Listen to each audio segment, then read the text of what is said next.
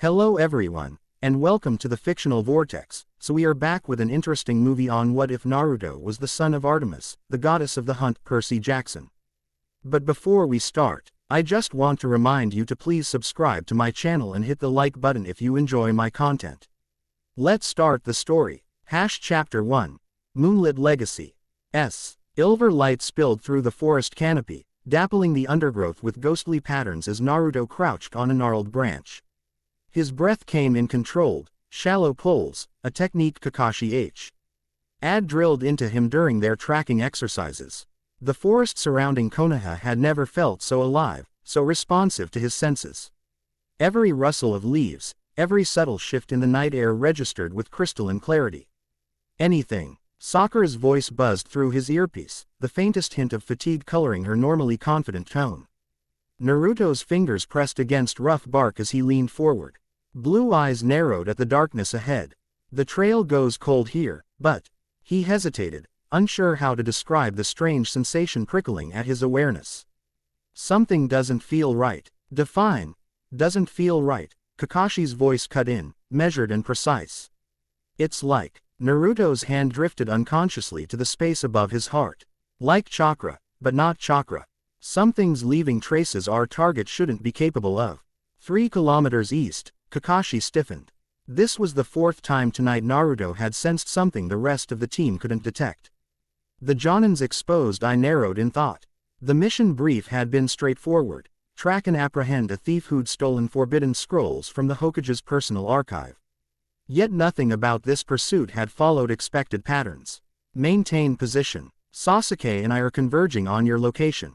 Kakashi adjusted his course through the trees, signaling silently to the Uchiha flanking his right. Naruto didn't acknowledge the order. His attention had locked onto a disturbance in the undergrowth, not physical movement, but something else. A ripple in the fabric of reality itself. Without conscious thought, his body shifted, muscles coiling as he slid a kunai from his holster. Naruto. Sakura's voice seemed distant now. Naruto, do you copy? The moonlight intensified, beams of silver cutting through the canopy with impossible precision to illuminate the forest floor below. Naruto blinked, momentarily wondering if he'd somehow entered a genjutsu. The HT shouldn't behave that way, shouldn't pool and flow like liquid mercury, shouldn't seem to respond to his focused attention. I see something, he whispered, though he couldn't have explained what exactly he was seeing. The forest floor 30 meters ahead shimmered with distortion, as if viewed through heat waves rising from sun-baked earth, except this was the cool of night in Fire Country autumn. Trusting instinct over training, Naruto launched from his perch, hands already forming shadow clone seals. 3 perfect copies materialized beside him, dropping through the branches in formation. The distortion reacted instantly. What had appeared as merely bent light suddenly compressed, darkness coalescing into solid form. The creature that emerged stood on 4 legs, each ending in hooves that left scorched imprints on the forest floor. Its body resembled a massive stag, but with scales instead of fur, glittering obsidian in the moonlight. Most disturbing was its head, not the noble profile of a deer but something vaguely equine, with eyes that burned crimson and jaws that split too wide, revealing rows of needle-like teeth. What the hell? One of Naruto's clones skidded to a halt, kunai raised defensively. The creature's head swiveled toward the sound, nostrils flaring. It pawed the ground once, then charged with impossible speed. The targeted clone barely had time to register surprise before the creature plowed through it, dispelling the chakra construct with casual ease. Information flooded back to Naruto, the clone's final impressions of sulfurous breath and unnatural heat. Guys, he hissed into his communicator, this isn't our target. This is something else entirely. The creature wheeled around, its movements fluid despite its bulky frame. Crimson eyes locked directly onto Naruto. Not his remaining clones, but him specifically, as if it could distinguish the original through some sense beyond normal perception. Fall back, Naruto, Kakashi ordered, his tone sharper than usual. That's not a normal animal. Yeah, figured that out, Naruto muttered, already backflipping onto a higher branch. His remaining clones spread out, trying to flank the creature. One hurled a kunai with an explosive tag, the weapon spinning true to its target. The tag detonated on impact, engulfing the creature in smoke and flame. Naruto tensed, waiting for the creature to emerge wounded or retreat. Instead, a rumbling sound emerged from within the inferno, not a cry of pain, but something disturbingly like laughter. The smoke cleared to reveal the creature completely unharmed, scales gleaming as if freshly polished. It reared up on hind legs, reaching a height that seemed to stretch beyond natural possibility, then crashed back down with such force that the ground cratered beneath it. A shockwave rippled outward, shattering tree trunks and sending splinters flying in all directions. Naruto's remaining clones popped out of existence as debris tore through them. The real Naruto barely managed to leap clear, chakra surging to his feet as he clung to the underside of a higher branch. Standard attacks ineffective, he reported tersely, mind racing through his limited arsenal. If explosive tags didn't work. The creature's head tilted back, jaws parting. It inhaled deeply, chest expanding to unnatural proportions. Instinct screamed through Naruto's nerves. He pushed off hard, twisting in midair just as the creature exhaled. Not fire, as he'd half expected, but a torrent of viscous black liquid that melted through wood, stone, and soil with horrifying efficiency. Acid, he shouted in warning, though the rest of his team was still too far away to be in immediate danger. Landing in a crouch, Naruto felt something peculiar, a resonance building within him. Centered not in his chakra network but somewhere deeper, more fundamental. The moonlight seemed to intensify around him, silver beams converging as if drawn to his position. Without understanding why, he raised his right hand palm up toward the night sky. Energy responded, flowing not from within but from without, streaming down the moonbeams like water following gravity's pull. Silver light coalesced in his palm. Neither chakra nor elemental energy but something ancient and wild. The creature froze, its predatory confidence faltering for the first time. Its nostrils flared wide as it scented the air, crimson eyes dimming slightly. "What are you doing?" Sasuke's voice crackled through the communicator, a rare note of uncertainty coloring his usually detached tone. Naruto couldn't have answered if he wanted to. The energy filling his palm felt simultaneously foreign and intimately familiar, like encountering a long-forgotten childhood memory. Acting purely on intuitive understanding, he compressed the energy, shaping it into something resembling a Rasengan. Yet unlike his usual technique, this orb formed without clones, without visible strain, the silver light condensing into a perfect sphere laced with crescent patterns that rotated in contradictory directions. The creature backed up a step, then another, hooves gouging deep furrows in the earth. For a moment, predator and prey roles seemed to reverse. Then the tension broke. The creature charged, head lowered to impale Naruto on wickedly curved antlers that hadn't been visible moments before. Naruto launched forward to meet it. Silver orb extended before him like a shield. When energy met flesh, reality seemed to hiccup. No explosive impact, no dramatic collision, simply a moment where existence itself appeared to stutter. The creature's physical form destabilized, scales losing cohesion as they reverted to something like black smoke. A high-pitched keening sound pierced the night, a noise no earthly animal could produce.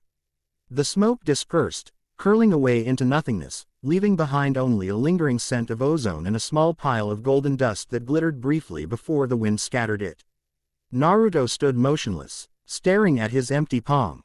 The silver energy had vanished along with the creature, leaving no evidence of what had just occurred save for the destruction surrounding him. "Naruto," Sakura's voice finally registered as she dropped from the canopy, concern evident in her expression. "What was that? What happened?" Before he could formulate a response, Kakashi and Sasuke arrived, both scanning the clearing with battle-ready tension. "The creature?" Kakashi asked, Sharingan exposed and tracking rapidly across the scene. "Gone." Naruto flexed his fingers, street. Ill-feeling phantom tingles where the silver energy had gathered. "I hit it with something. It just fell apart." Sasuke circled the scorched area where the creature had stood. "There's nothing here. No remains, no chakra residue." "There was dust," Naruto said, then frowned as he realized how inadequate that sounded. "Golden dust, just for a second." Kakashi's posture changed subtly, his exposed eye narrowing. "Golden dust," he repeated, voice carefully neutral. "And you defeated it with?" Naruto gestured vaguely upward. "Moonlight. It was like the moonlight was responding to me. I could shape it, like chakra but different." The three teammates exchanged glances, the kind that made Naruto's stomach clench. He recognized that look, the one people gave when they thought he was being affected by the Nine Tails. It wasn't the fox, he said firmly, preempting their concerns. This felt completely different, cleaner, wilder. Kakashi nodded once, decision made. We abort the mission. Whatever that creature was, it wasn't our target. And Naruto, his gaze intensified, we need to report this development to the Hokage immediately. But the thief, Sakura began, is probably long gone, Kakashi finished. Or was never our actual quarry to begin with. As they gathered to return to the village, none of them noticed the silver owl perched silently in the highest branches. Its unnaturally intelligent eyes fixed on Naruto with analytical intensity. After a moment, it spread wings that spanned wider than physically possible for its body size and launched into the night sky, disappearing into the moonlight as if merging with the silver beams themselves. Tsunade's office smelled of sake and frustration.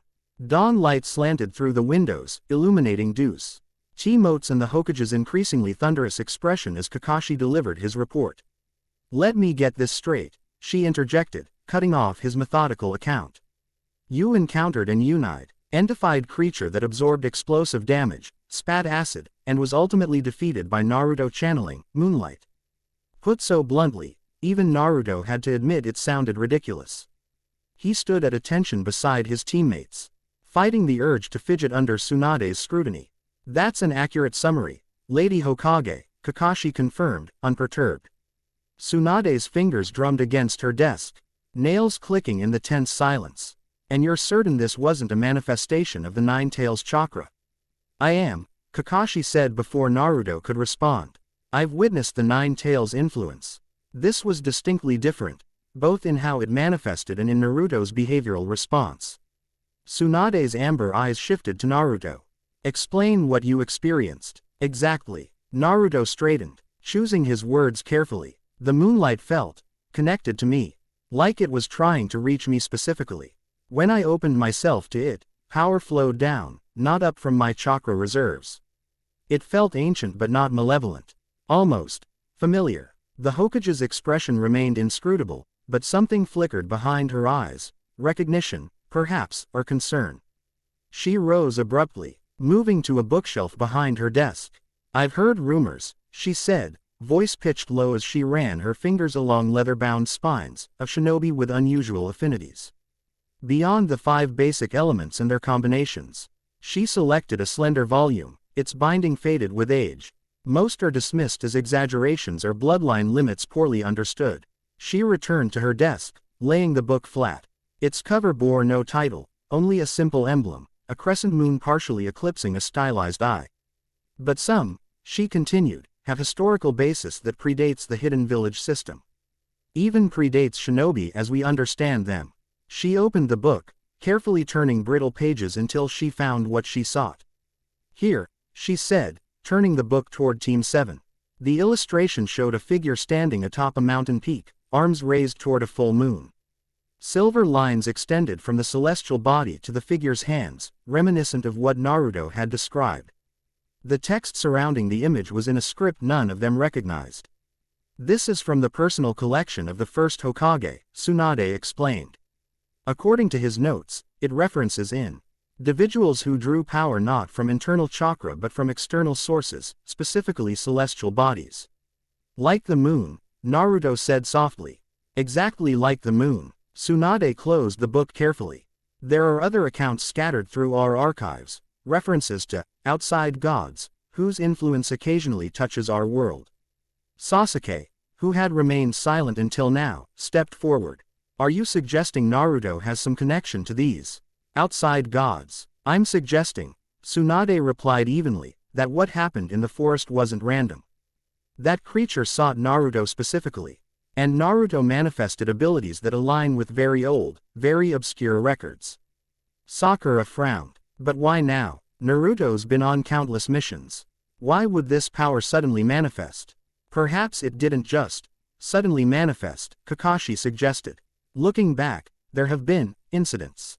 Moments where Naruto's tracking abilities exceeded normal parameters, where his recovery Rate couldn't be explained by the Nine Tails alone, where his intuitive leaps seemed almost prescient, particularly during night operations.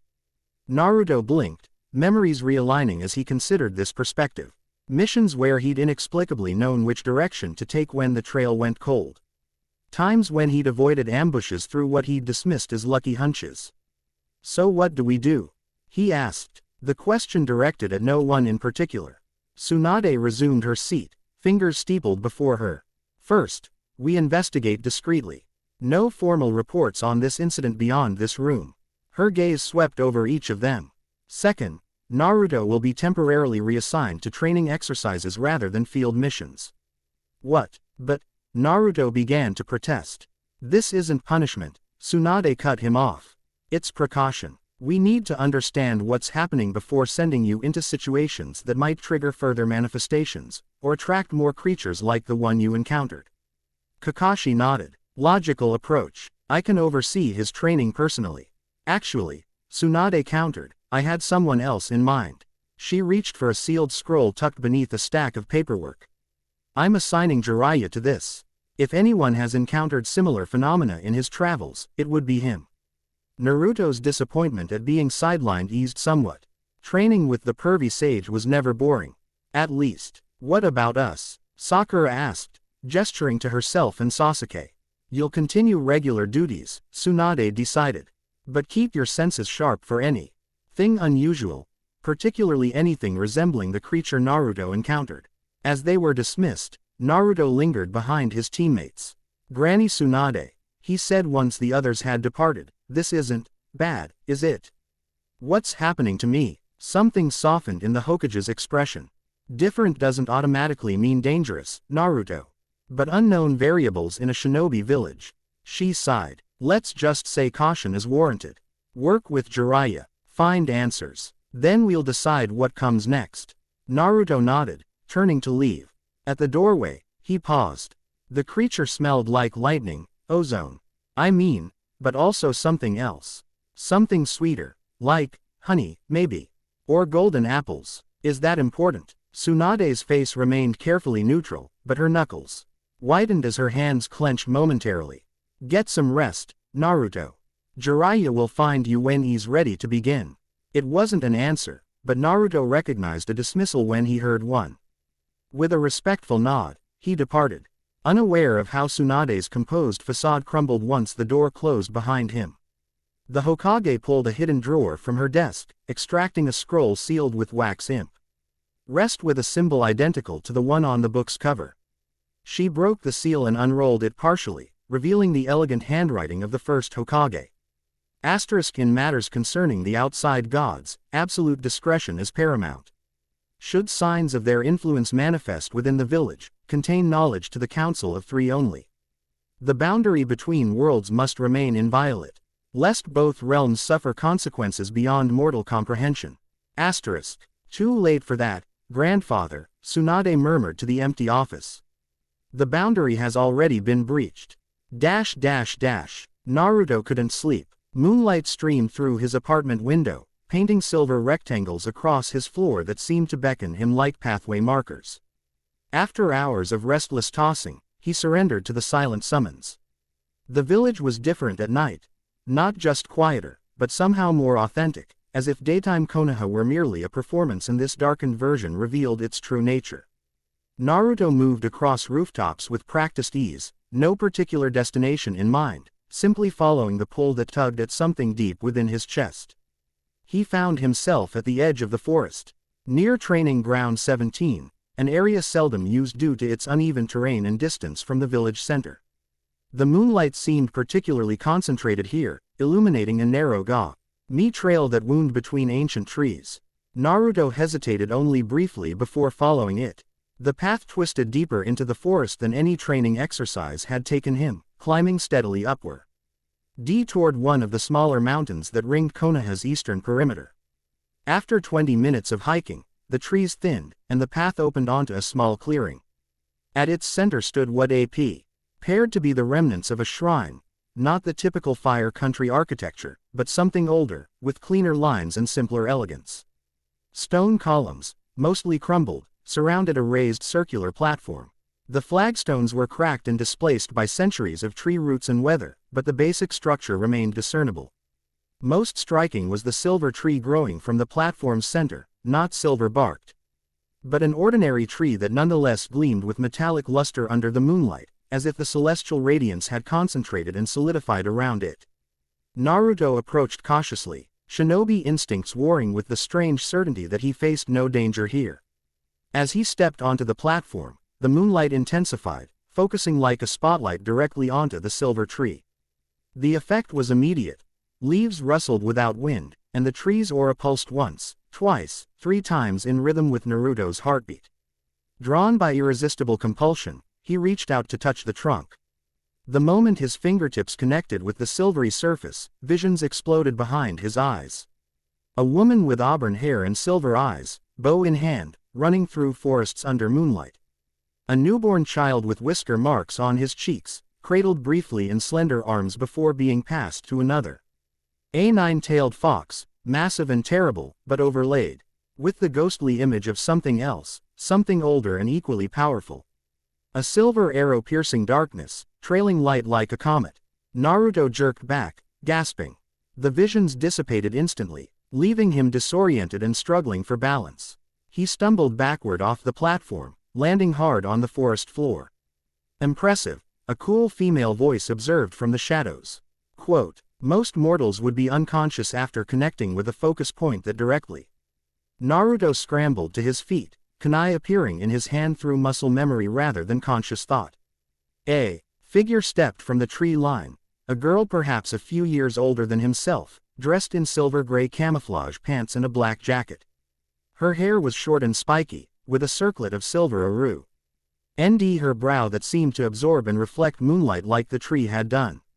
Most striking were her eyes, electric blue and intensely focused, carrying an air of authority that seemed at odds with her apparent age. "Who are you?" Naruto demanded, not lowering his weapon.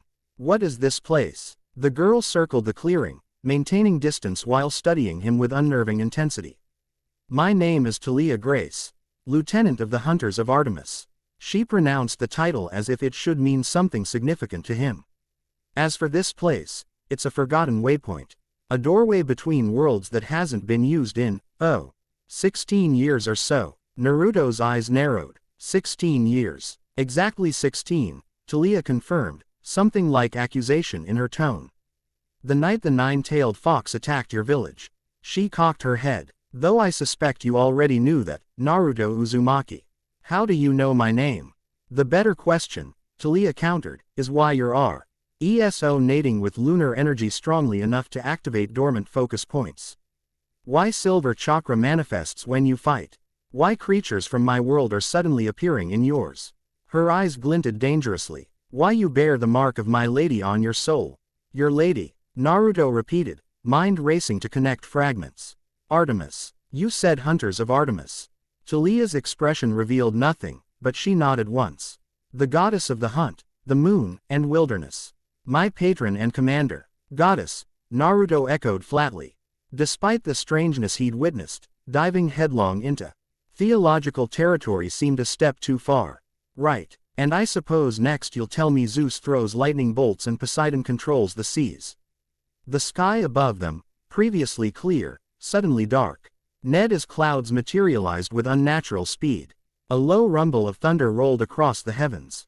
Talia's lips twitched in what might have been amusement. "I'd avoid sarcasm about my father if I were you. He's rather sensitive about mortal disrespect." Naruto stared at the rapidly gathering storm clouds, then back at Talia. "Your father, Zeus, king of Olympus, lord of the sky," she shrugged, as if discussing something as mundane as a shopkeeper's occupation. "Which makes me a demigod, half mortal, half divine." Under normal circumstances, Naruto would have dismissed such claims outright. But after channeling moonlight to destroy an acid-spitting monster, after touching a silver tree and seeing visions, after watching storm clouds gather in direct response to his sarcasm, normalcy. Circumstances had clearly taken an extended vacation. "Let's say I believe you," he said slowly. "What does any of this have to do with me?" Talia's expression hardened. "That's what I came to determine." My lady sensed a disturbance, lunar energy being channeled by someone untrained, someone who shouldn't possess such ability. Her gaze raked over him assessingly. Energy tied specifically to her domain. You think I'm stealing power from your goddess? Naruto bristled at the implied accusation.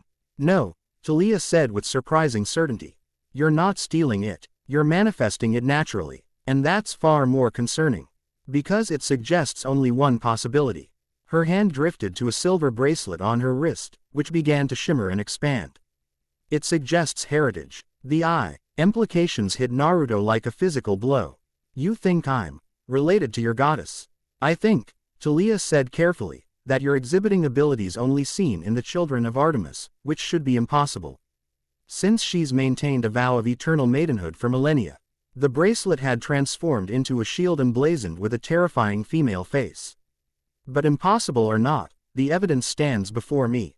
The question is what to do about it. Naruto tensed as Talia's other hand moved to a silver cylinder hanging at her belt.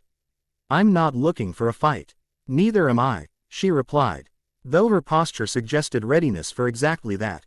But understand my position. If what I suspect is true, your existence represents either a fundamental betrayal by my lady, Samet, whom I find inconceivable, or a deception so profound it threatens the stability of Olympic order. The cylinder expanded into a spear crackling with electricity. So I'll ask directly, who are you, really? And what do you know about your connection to Artemis? I don't know anything. Naruto's frustration boiled over. Until yesterday, I thought I was just a regular Jinchuriki with the nine-tailed fox sealed inside me. I didn't ask for silver chakra or monster attacks or demigods interrogating me about goddesses I've never even heard of. A flicker of surprise crossed Talia's face. You genuinely don't know. Know what? Naruto demanded. Before she could answer, a new presence announced itself, not through sound or movement, but through a sudden pressure in the air, a weight of power that made both teenagers freeze instinctively. A stag stepped into the clearing, not the monstrous creature from the forest, but a perfect specimen of natural beauty, its coat so white it seemed to glow from within. 12-point antlers crowned its noble head, each tine tipped with what appeared to be actual gold. Its eyes, however, were unmistakably human, ancient and wise and faintly luminescent. Talia immediately knelt, spear and shield lowering. Lord Actaeon, she said, voice filled with respect and wariness in equal measure. The stag regarded her briefly before turning its attention fully to Naruto. When it spoke, the voice seemed to originate not from the animal but from the air around them, as if the clearing itself were conversing. So this is the child, he said, voice melodious yet masculine. 16 years of searching, and I find him by chance when investigating a boundary disturbance.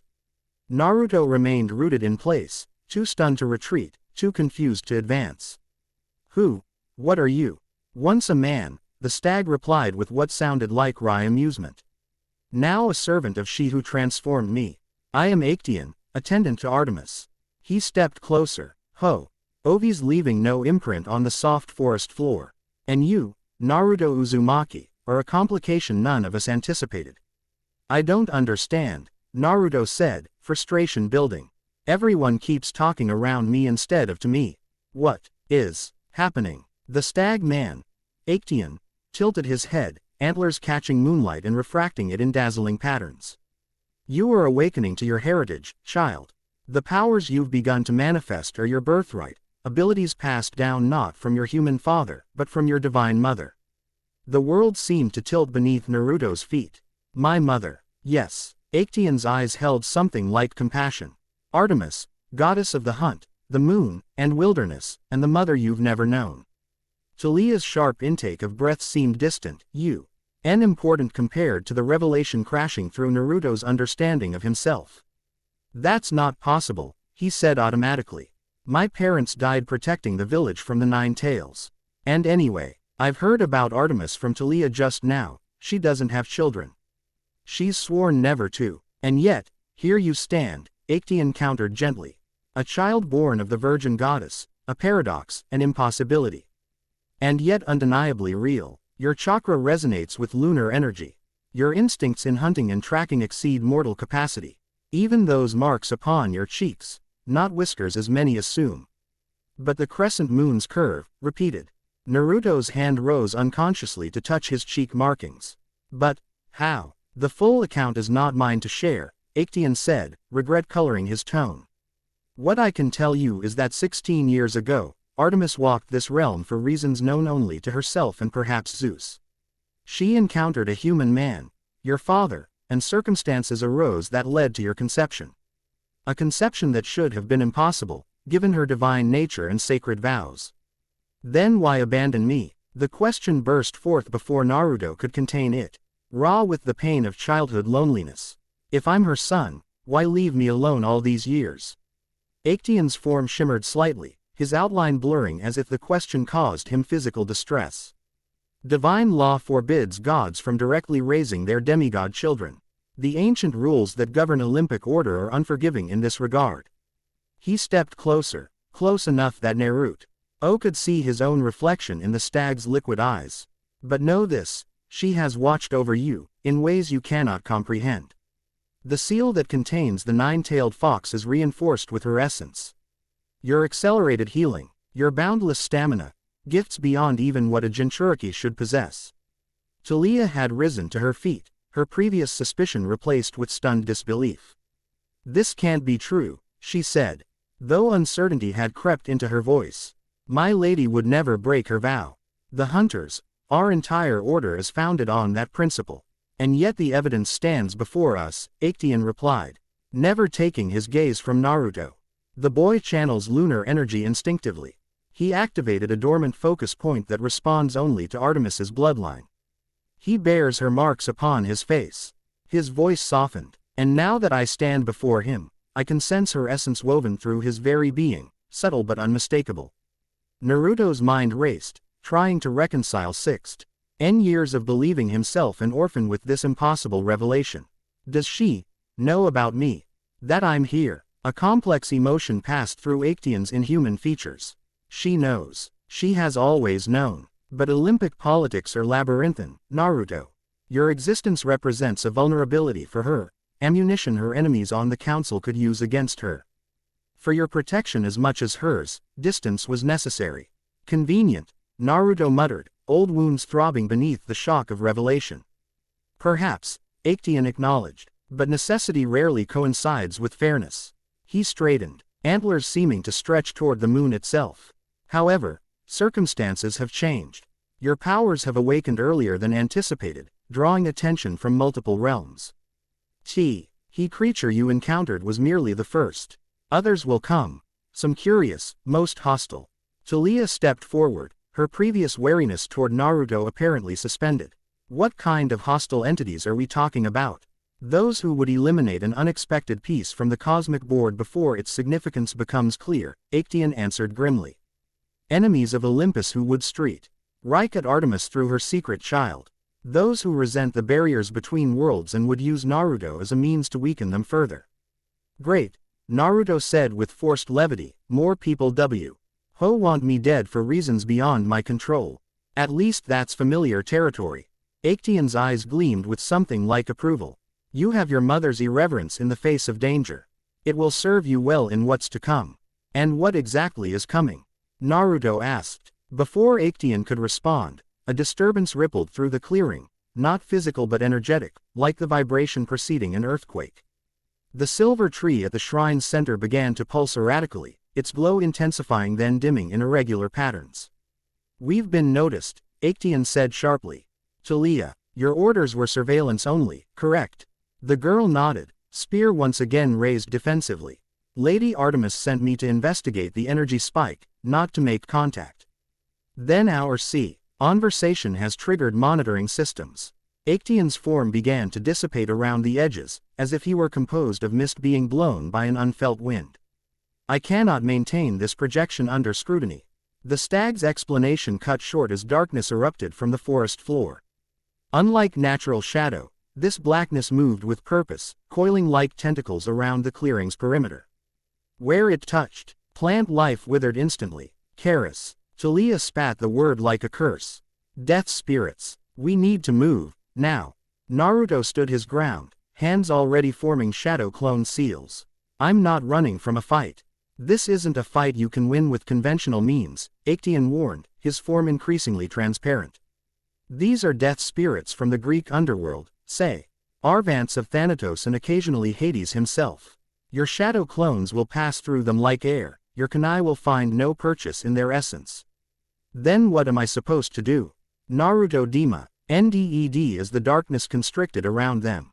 Actaeon's fading form stepped directly before Naruto, antlers lowering to touch the boy's forehead. Remember what you did in the forest. The power you channeled. Reach for it again, but this time, call to it by name. Acknowledge its source, its name. Artemis, Talia supplied, backing toward him as she jabbed her spear at an advancing shadow tendril. The electricity crackling along its length seemed to slow the darkness but not stop it. Call upon Artemis as your mother. Claim your birthright. The concept felt alien to Naruto, calling upon a parent he'd never known. A goddess he'd learned about only minutes ago. Yet as the shadows tightened their deadly circle, options dwindled rapidly. Drawing a deep breath, he raised his face toward the moon and spoke words that felt simultaneously foreign and intimately familiar. Artemis, goddess of the hunt, the moon, and wilderness, my mother. I call upon the power of your blood in my veins.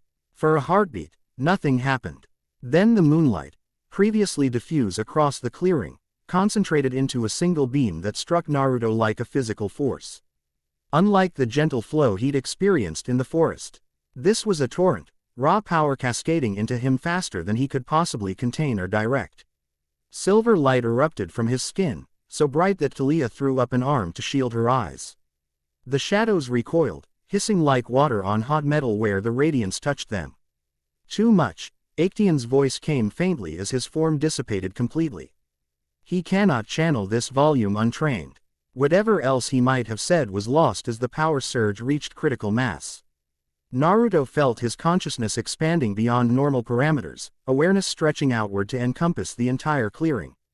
The forest beyond, the village in the distance. He could sense every living thing within this expanded radius, their energy signatures, their movements, even the rhythm of their heartbeats. Most distinctly, he perceived the Keras, not as physical entities but as absences, negative spaces in the fabric of life energy. Their forms were humanoid but distorted, with oversized hands ending in talons and wings like tattered leather stretching from their backs. Acting on pure instinct, Naruto gathered the excess lunar energy and shaped it, not into an orb as before, but into 1,000 silver needles that hung suspended in the air around him. With a thought, he sent them lancing outward. Where the needles struck shadow, light flared. The Keras shrieked, "As!" out beyond normal hearing range that nonetheless scraped painfully across Naruto's enhanced senses. Their forms began to unravel, darkness dissolving into smoky wisps that dispersed into the night air. The surge of power ebbed as suddenly as it had arrived, leaving Naruto swaying on his feet, exhaustion crashing over him in waves. Talia caught his arm before he could collapse, her expression a complex mixture of awe and concern. That, she said quietly, was not the response of a novice demigod. Naruto managed a weak smile. I've had practice handling more power than my body can technically contain.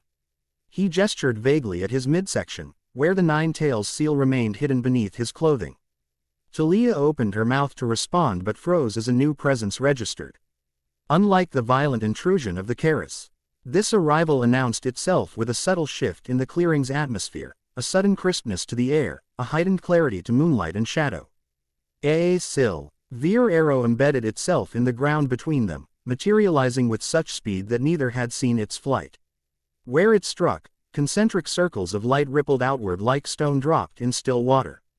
Sever contact, a female voice commanded, distant yet crystal clear, carrying such absolute authority that even Naruto felt his body instinctively responding to the order.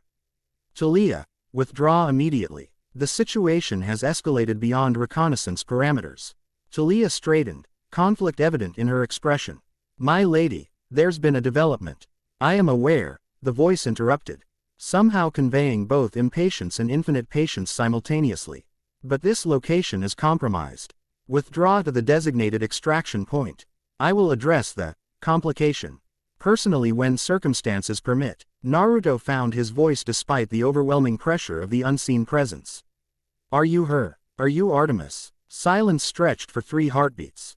When the voice came again, something in its timbre had changed, a softening almost imperceptible but undeniably present. Yes, Naruto Uzumaki, I am Artemis, and this is neither the time nor the manner in which I would have chosen for this revelation. The silver arrow pulsed once, brightness intensifying. Questions you have harbored your entire life deserve answers, but providing them here would endanger you further. The attack by the Keras was merely a test of defenses. Stronger entities will follow now that your heritage is confirmed. So you'll disappear again. Naruto couldn't keep bitterness from his tone. Another 16 years of silence. The arrow trembled slightly, as if the emotion in his question had physical impact on the connection it represented. No, Artemis replied after a pause. Events have accelerated beyond the point where separation offers protection. Training must begin immediately if you are to survive what comes next. The arrow began to dissolve, silver P. Articles floating upward like reverse rainfall. Return to your village. Prepare your Hokage for my arrival. In 7 days, when the moon is full, I will come to Konoha. You're actually coming here. Talia's surprise mirrored Naruto's own. The Olympic Council has been circumvented too long in this matter, Artemis answered, her voice already fading as the arrow disintegrated further. If consequences are to be faced, let them come. My son requires protection and training that can no longer be provided from a distance. The last silver particles dispersed, taking the goddess's presence with them. In the sudden absence of divine energy, the clearing seemed ordinary again, just trees and stone and moonlight, the remnants of the shrine merely abandoned architecture rather than a doorway between worlds. Talia exhaled slowly, her weapons transforming back into inconspicuous jewelry. Well, she said with forced lightness, that went differently than expected. Naruto stared at the empty space where the arrow had been, emotions too tangled to separate or name properly. She called me her son, he said quietly. Not a mistake or a problem or a complication. Her son. Something like understanding flickered across Talia's features. Lady Artemis doesn't say things she doesn't mean. If she acknowledged you that way. She trailed off, still clearly processing implications. Look, I have to go. My orders were clear. Will you be back? With her, I mean. Talia hesitated. I honestly don't know. This situation is unprecedented. She studied him for a moment longer, as if committing his features to memory. For what it's worth, you handled yourself well against the Keras. Most demigods don't survive their first encounter with death spirits. Thanks, I think. Naruto managed a crooked smile. Sorry about the sarcasm about your dad earlier. A genuine laugh escaped her. Trust me, Zeus has heard worse. She stepped back, preparing to depart, then paused. 1 piece of advice. When you meet her in person, remember she's been a goddess longer than this continent has been inhabited. Expectation and disappointment are mortal concepts she may not fully grasp. With that cryptic counsel, Talia turned and sprinted into the forest, her form seeming to blur with silver light before disappearing completely among the trees. Naruto remained in the clearing for several minutes, mentally replaying everything that had transpired. His entire understanding of himself, his origins, his abilities, his very identity, had been upended in the space of a single conversation. He was no longer just Naruto Uzumaki, Jinchuriki of the Nine-Tailed Fox.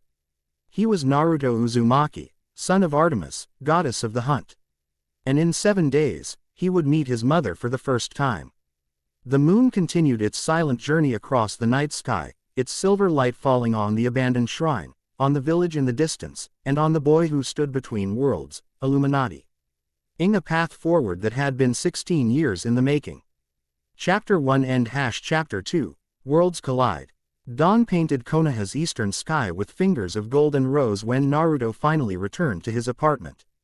Exhaustion dragged at his limbs, yet sleep remained as elusive as the stag man who had vanished into moonlight.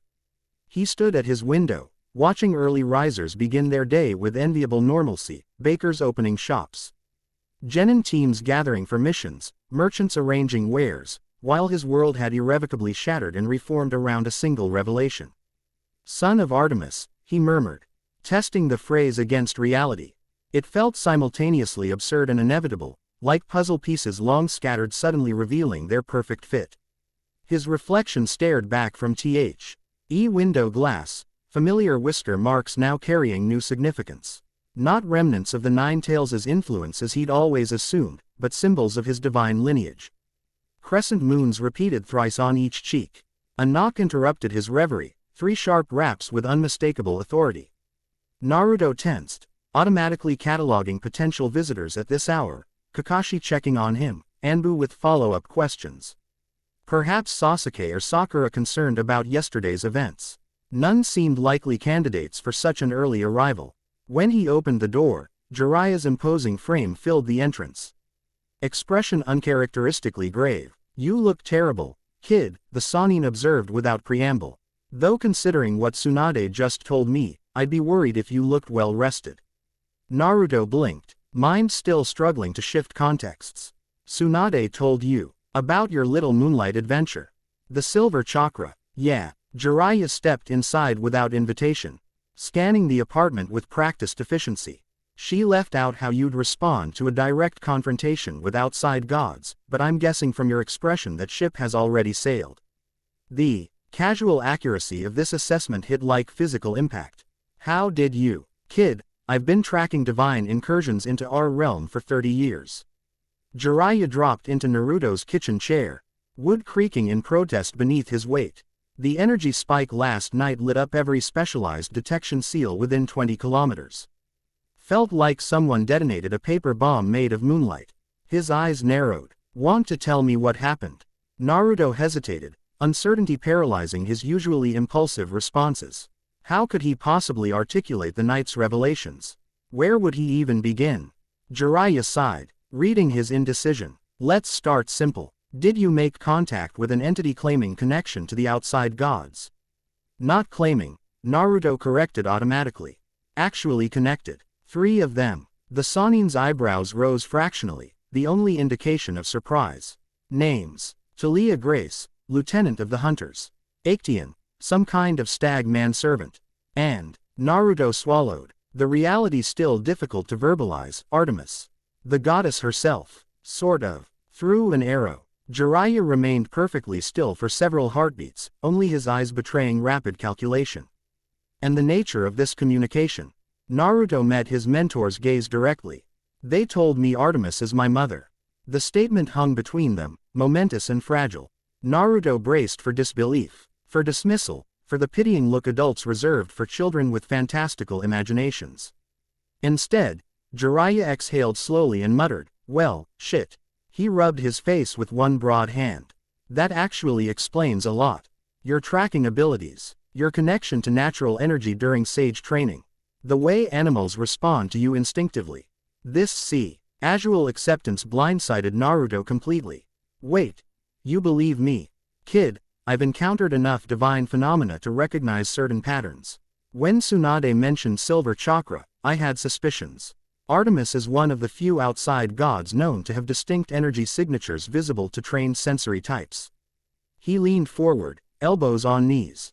"But direct parentage, that's unprecedented. She's maintained a virgin goddess status for millennia." Naruto collapsed onto his bed, relief at being believed warring with the continued strangeness of his new reality. "That's what the others said too. Apparently it's a big deal." Understatement of the century. Jiraiya's expression darkened. "If true, this creates serious complications, political, strategic, personal." He paused, studying Naruto with unexpected gentleness. "How are you processing all this?" The question penetrated defenses Naruto hadn't realized he'd erected. His carefully maintained composure wavered. "I don't know," he admitted. Voice smaller than intended. "All my life, I thought my parents died during the Nine Tails attack. I made peace with being an orphan, with never knowing them except as heroes who saved the village." His hands clenched involuntarily. "Now I find out my mother is an immortal goddess who's been watching from a distance for 16 years. That she could have contacted me anytime but chose not to. I'm supposed to feel what? Exactly. Grateful, betrayed, special." Jiraiya nodded, neither interrupting nor offering platitudes. This restraint, so unlike his usual exuberance, somehow gave Naruto permission to continue. "And she's coming here, in 7 days. Said she'd speak to Granny Tsunade directly." His laugh emerged bitter-edged. 16 years of silence, and suddenly we're having A family reunion because some death spirits attacked me. Death spirits. Jiraiya's posture sharpened. You encountered Karis. That's what Talia called them. Shadow things with claws and wings. Naruto shuddered at the memory. They felt wrong. Like holes in reality. And you survived. It wasn't a question but an assessment, tinged with something like pride. How? I called on her. On Artemis. Used her power somehow. Naruto flexed his fingers, remembering the silver light streaming through them. Formed these needle things that dissolved the shadows. Jiraiya nodded slowly. Divine energy manifestation. Extremely rare, even among confirmed demigods. He rose abruptly. Pack a bag. Essential items only. We're relocating immediately. The sudden shift jolted Naruto from introspection. Relocating where? Secure location outside village boundaries. If Karis found you once, they'll return with reinforcements. Jiraiya moved toward the door with purpose. And if Artemis is indeed arriving in 7 days, we need to prepare properly. There are protocols for divine visitations, established by the first Hokage himself. Protocols for gods. Naruto couldn't suppress his incredulity despite everything. Jiraiya paused at the threshold, expression unreadable. Kid, you think this is the first time Olympians have interfered in our world? There's a reason the first kept certain knowledge restricted to Hokage level. His mouth set in a grim line. The last recorded divine manifestation in Fire Country resulted in the creation of the Valley of the End. The implications landed with seismic impact. If the legendary battle between Hashirama and Madara had involved outside gods somehow. 15 minutes, Jiraiya instructed. Meet me at the eastern gate. Tell no one where you're going. As the door closed behind his mentor, Naruto stood motionless, digesting this additional layer of complication. Then training asserted itself. Efficient movement, essential supplies, focused preparation. Questions without immediate answers could wait. One thing remained certain amid the chaos of revelation. The world as he understood it had forever changed, and adaptation was no longer optional but necessary for survival. 5,000 kilometers away, in a suburban New York bedroom decorated with abstract paintings and unfinished sketches, Rachel Elizabeth Dare bolted upright from deep sleep. Emerald eyes wide with visions that weren't hers. Silver light, whisker-marked cheeks, a spiral symbol on metal, shadowy figures with taloned hands, a mountain carved with faces, blue eyes filled with determination and confusion in equal measure. Her fingers scrambled for the sketchpad kept permanently beside her bed, charcoal stick already moving across paper before conscious thought engaged. Lines formed instinctively. A young man with spiky hair and distinctive facial markings standing atop a strange mountain, silver light streaming from his outstretched hands toward a crescent moon. Beneath this central image, her hand wrote words in ancient Greek that her conscious mind couldn't yet translate. When the compulsion finally released her, Rachel stared at the completed drawing with growing unease. Unlike her usual prophetic episodes, this hadn't begun with green mist or the dissociative state that accompanied oracle pronouncements. This felt more immediate, more personal, as if she'd temporarily inhabited another consciousness rather than channeling Apollo's predictive energies. Who are you? She whispered to the rendered face, something about H's expression striking her as profoundly important. Not just a random subject or symbolic figure, but someone specific. Someone real, somewhere beyond her current reach. The first pale light of dawn illuminated her window as Rachel reluctantly prepared for school, the disturbing vision dream lingering in her peripheral awareness. She tucked the sketch between textbook pages, unable to dismiss the certainty that this wasn't merely artistic inspiration or random imagery. Something fundamental had shifted in the cosmic order, something relevant to both Oracle and artist, and Rachel Elizabeth Dare had somehow received front-row notification. The training bunker hadn't appeared on any map of Fire Country since the Second Shinobi War. Carved into the living rock of a nameless mountain range 40 kilometers northeast of Konoha. Its entrance remained concealed behind elaborate genjutsu and physical camouflage that changed seasonally. Inside, however, the facility boasted surprisingly modern amenities: running water, electricity generated by water turbines tapping underground springs, ventilation systems, and communications equipment maintained by Anbu rotations. Naruto whistled appreciatively as Jiraiya led him through the primary corridor. How long has this place existed? Since the Warring States period, Jiraiya answered, palming a concealed scanner that caused a reinforced door to slide open. Originally a fallback position for the Senju clan, Hashirama converted it to its current purpose after establishing Konoha. Current purpose being containment and stud. Why of phenomena outside standard shinobi classification. Jiraiya gestured Naruto through the doorway into a circular chamber lined with bookshelves, including artifacts, entities, and energies connected to the outside gods.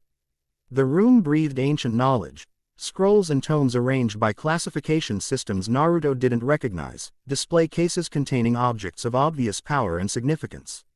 Walls inscribed with sealing formulas of exceptional complexity. At the center stood a circular table carved from a single massive piece of pale wood, its surface etched with concentric rings, containing symbols and characters from multiple writing systems. "Welcome to the archive," Jiraiya announced with uncharacteristic reverence. "Only 4 living people know this place exists. Tsunade, myself, Kakashi, and now you." Naruto processed this exclusive company with appropriate gravity. Why Kakashi-sensei? Bloodline access. The Hitaki clan has served as record keepers for Divine Ink. Idents since before hidden villages existed. Jiraiya traced his fingers along a shelf containing scrolls bound with silver thread. Kakashi's father was my predecessor in maintaining this facility. A weight settled across Naruto's shoulders, the significance of inclusion in such closely guarded knowledge. "So this is where we'll wait for Artemis. This is where we'll prepare for her arrival," Jiraiya corrected, selecting a specific volume from the shelves. Divine visitations follow patterns, harbingers, manifestation protocols, communication methods. We need to understand these patterns to prevent potential disasters. He placed the book on the central table, its leather binding embossed with a familiar symbol, the crescent moon partially eclipsing a stylized eye, identical to the emblem Tsunade had shown them. "First rule of divine interaction," Jiraiya continued, his tone shifting to that of experienced instructor: gods perceive reality differently than mortals. Their concept of time, consequence, even physical existence operates by principles we can barely comprehend. Like the stag man, Naruto supplied. "Aktien, he said he was once human." Jiraiya's head snapped up. "Aktien spoke to you directly? Not just Artemis through her arrow?" "Yeah, he appeared as this white stag with golden antlers, but spoke like a man. Said he was her servant." The Sanin's expression darkened. "That's significant. According to myth, Aktien was a hunter who accidentally glimpsed Artemis bathing. She transformed him into a stag that was torn apart by his own hunting dogs." He turned pages rapidly. "If he's manifesting as her messenger after centuries of punishment, something major is shifting in the Olympic hierarchy." Naruto absorbed this information with growing unease. "Why? Oh, you think this is bigger than just me discovering my heritage? Kid, a virgin goddess breaking her eternal vow to conceive a child who also happens to be a Jinchuriki. Bigger, doesn't begin to cover it." Jiraiya found his desired page. Finger tracing ancient text. "Here, historical precedent for Olympic interference in our realm consistently coincides with potential power realignments. Meaning gods don't visit mortals for family reunions. They appear when cosmic balances shift." His expression softened fractionally. "I'm not saying she doesn't care about you as her son. But divine motivations are layered, complex, and rarely transparent even to themselves." Naruto digested this sobering perspective as Jiraiya continued researching. The initial shock of heritage revelation had partially obscured practical implications. If Artemis's unprecedented actions 16 years ago and her imminent arrival represented cosmic significance beyond maternal connection, we need to know exactly what happened 16 years ago, Naruto concluded, interrupting Jiraiya's reading. "Not just that she came here and somehow had me, but why she crossed between worlds in the first place. What was important enough to break an eternal vow?" Jiraiya regarded him with approval. "Good, you're thinking strategically rather than emotionally." He closed the book decisively. "There's someone we need to consult. Someone who might have witnessed events surrounding your birth directly." "Who?" "The Nine Tails." The suggestion landed with seismic impact. Naruto instinctively pressed a hand against his stomach where the seal remained dormant. "You think the fox knows about Artemis? Based on your description of the silver chakra and how it interacted with your usual abilities, I susp." Court the Nine Tails isn't just aware of your divine heritage, it's been influenced by it. Jiraiya gestured toward the circular patterns on the table. This is a communication enhancement array, designed specifically for dialogue with sealed entities. It should allow you to access the Nine Tails with greater clarity than your previous encounters. Naruto eyed the table skeptically. His relationship with the fox had always been antagonistic at best, characterized by mutual distrust and minimally cooperative negotiation during moments of extreme necessity. The idea of deliberately initiating court for an information exchange seemed optimistic, bordering on delusional. Still, alternatives appeared limited. What do I need to do? Sit here. Jiraiya indicated the central position. Clear our mind as you would for sage mode training. The array will facilitate deeper meditation than normally possible, allowing conscious navigation of your internal mindscape. Naruto settled into position, cross-legged atop the table's center point. The wood felt strangely warm beneath him, almost responsive to his presence. As he closed his eyes and regulated his breathing, familiar meditation technique. K's engaged automatically, the discipline of sage training asserting itself. One more thing, Jiraiya added, his voice already seeming distant as Naruto's consciousness began turning inward. Remember that sealed beings often perceive time differently than we do. The Nine Tails may have experienced your 16 years as merely a brief interlude in its millennia of existence. Be patient. This final advice faded as Naruto's awareness slipped deeper than ever before. The usual mental landscape, flooded corridors and massive gates, transformed into something more primal. The seal's representatio shifted from prison architecture to natural formation, a massive cavern illuminated by phosphorescent patterns along stone walls, centering on a lake of perfectly still dark water. From this lake rose the Nine Tails, its form more fluid than Naruto remembered, less definitively vulpine and more suggestive of multiple creatures superimposed. Its eyes, usually slitted with malice, appeared differently focused, as if simultaneously perceiving Naruto and something beyond him. So, the Biju rumbled, voice echoing strangely in the cavern, the Godeling finally seeks answers. The contempt, UOUS diminutive might once have provoked Naruto to defensive retort. Now, he recognized the tactical advantage in remaining calm. You knew. All along, you knew what I was. The Nine Tails' massive head tilted, tails swaying in lazy arcs behind it. I knew what invaded my prison 16 years ago. Silver light that burned yet did not consume. Divine essence woven through mortal chakra pathways. Its massive teeth gleamed as lips pulled back in something approximating a smile. Did you truly believe those marks on your cheeks came from my influence? That your unnatural affinity for tracking was merely coincidence? I thought they were whiskers, Naruto admitted, hand unconsciously rising to touch his cheek. Everyone did. Humans see what expectation conditions them to see. Asterisk. The fox settled into a lounging position, oddly conversational compared to previous interactions. Even I did not immediately recognize the signature. Artemis has not walked this realm since long before my first sealing. This unexpected cooperative tone warranted exploration. What happened the night I was born? The night of the attack? The Nine Tails' expression shifted subtly, something complex passing through its inhuman features. Manipulation. Deception. Cosmic forces moving pieces on boards mortals cannot perceive. It leaned forward, massive face approaching Naruto's position. Your birth was no accident. Godeling. Nor was my release and subsequent sealing within you. Meaning someone orchestrated events. Someone with knowledge of both divine mechanics and shinobi sealing techniques. The fox's tails lashed once, betraying agitation beneath apparent calm. The masked Uchiha who controlled me that night was merely the visible player. Behind him stood another force entirely. Naruto processed this with growing unease.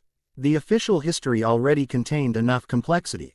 Obito Uchiha's attack, the fourth Hokage's sacrifice, the village's devastation. Adding Olympic interference created layers of conspiracy beyond easy comprehension. Do you know who was behind it? The other force. I have suspicions. The Nine Tails' gaze seemed to turn inward, contemplative. There are entities within the Olympic pantheon who specialize in manipulation across realms. Those who would benefit from creating a nexus point between worlds. A nexus point, Naruto repeated. You mean me? You. The container of both Biju Chakra and Divine Ichor. A living bridge between realms that should remain separate. The fox's voice lowered ominously. Did it never strike you as convenient that the child of a virgin goddess was born precisely when and where a Biju would be sealed within it?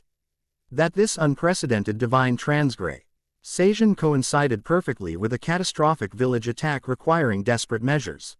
The implications staggered Naruto. His entire existence. Not just an unexpected pregnancy but a calculated cosmic maneuver. His identity is Jinchuriki, not random tragedy but deliberate design. Are you suggesting Artemis was part of this manipulation? The Nine Tails made a sound suspiciously like genuine laughter. The moon goddess? Hardly. She was likely as much a pawn as I was, though in different ways. Its massive head shook slowly. Artemis values her independence above all else. She would not participate willingly in schemes requiring coordination with others. No. She was maneuvered, perhaps through prophecy, perhaps through direct intervention in Olympic affairs. Then who? That, the fox interrupted. As the question you should ask your divine mother when she arrives. Its tails rose and fell in rhythmic patterns. But consider this, Gödeling, in Olympic politics. Who would benefit most from Artemis breaking her eternal vow? Who among her divine family would take pleasure in her potential disgrace? Before Naruto could pursue this troubling line of questioning, the mental landscape began to waver, the cavern's edges blurring. The Nine Tails glanced upward as if sensing external disturbance. Your mentor grows concerned with your extended trance, it observed dispassionately. One final piece of knowledge before you return. The silver energy you channel is not merely borrowed power but your birthright. Unlike your shinobi techniques, it requires no hand signs, no external focus. Only recognition of your dual nature. Its massive eyes narrowed. And remember, Gödeling, that creatures from Olympic realms will perceive you differently than mortals do. To them, you shine like a beacon, half divine, half mortal, containing a primordial entity older than most of their pantheon. The cavern dissolved completely, consciousness rushing back. To physical reality with disorienting speed. Naruto gasped. Eyes flying open to find Jiraiya's concerned face inches from his own. 7 minutes, the Sannin informed him, relief evident. You went deeper than anticipated. What happened? Naruto took a moment to reorient himself, the cave's echoes still resounding in his mind. The Nine Tails knew everything, about Artemis, about my heritage. Said my birth wasn't coincidence but manipulation by someone in the Olympic pantheon. Jiraiya's expression darkened. That aligns with certain theories. Divine interference rarely happens without factional maneuvering. He helped Naruto down from the table, noting his student's uncharacteristic pallor. What else? It said I'm a nexus point, a bridge between realms. Naruto's hand pressed against his seal unconsciously. That someone orchestrated both Artemis breaking her vow and the Nine Tails being sealed in me. This information visibly disturbed the Sannin. That suggests coordination. Between Olympic forces and shinobi world actors, collaboration that shouldn't be possible given the barriers between realms. Unless those barriers were already compromised, Naruto suggested, recall. Ingatian's words about the shrine representing a doorway between worlds. A concerning possibility. Jiraiya guided Naruto to a chair, recognizing the physical drain of extended mindscape navigation. Rest. I need to encode this information for Tsunade immediately. This recontextualizes our preparations significantly. As his mentor moved toward the communication station, Naruto closed his eyes. Fragments of revelation assembling themselves into troubling patterns. His entire existence represented something unprecedented. Virgin goddess bearing a child who becomes Jinchuriki to the strongest Biju. Not coincidental tragedies but calculated cosmic engineering. The Nine Tails parting question resonated uncomfortably. Who among Artemis's divine family would benefit from her potential disgrace? He had 7 days to prepare for meeting his mother. 7 days to understand enough about Olympic politics and divine motivations to ask the right questions when she arrived. 7 days to determine whether Artemis had been victim, participant, or unwitting catalyst in whatever cosmic game had resulted in his existence. The next morning dawned with unusual atmospheric conditions. Across Konoha, iridescent clouds forming unnatural patterns, sunlight filtered through prismatic effects that created rainbow halos around buildings. Most citizens viewed the phenomena with appreciative wonder rather than concern. But Hinata Hyuga observed with activated Byakugan, her enhanced vision perceiving what others could not. Energy distortions throughout the village, she reported quietly to Kurenai, who had summoned their team for an unusual early briefing. Not chakra-based. Something different. Her former sensei nodded grimly. That confirms Hokage intelligence. We've been sked with perimeter monitoring, specifically watching for anomalous energy signatures entering or exiting village boundaries. Hiba's nose wrinkled in confusion. What exactly are we looking for?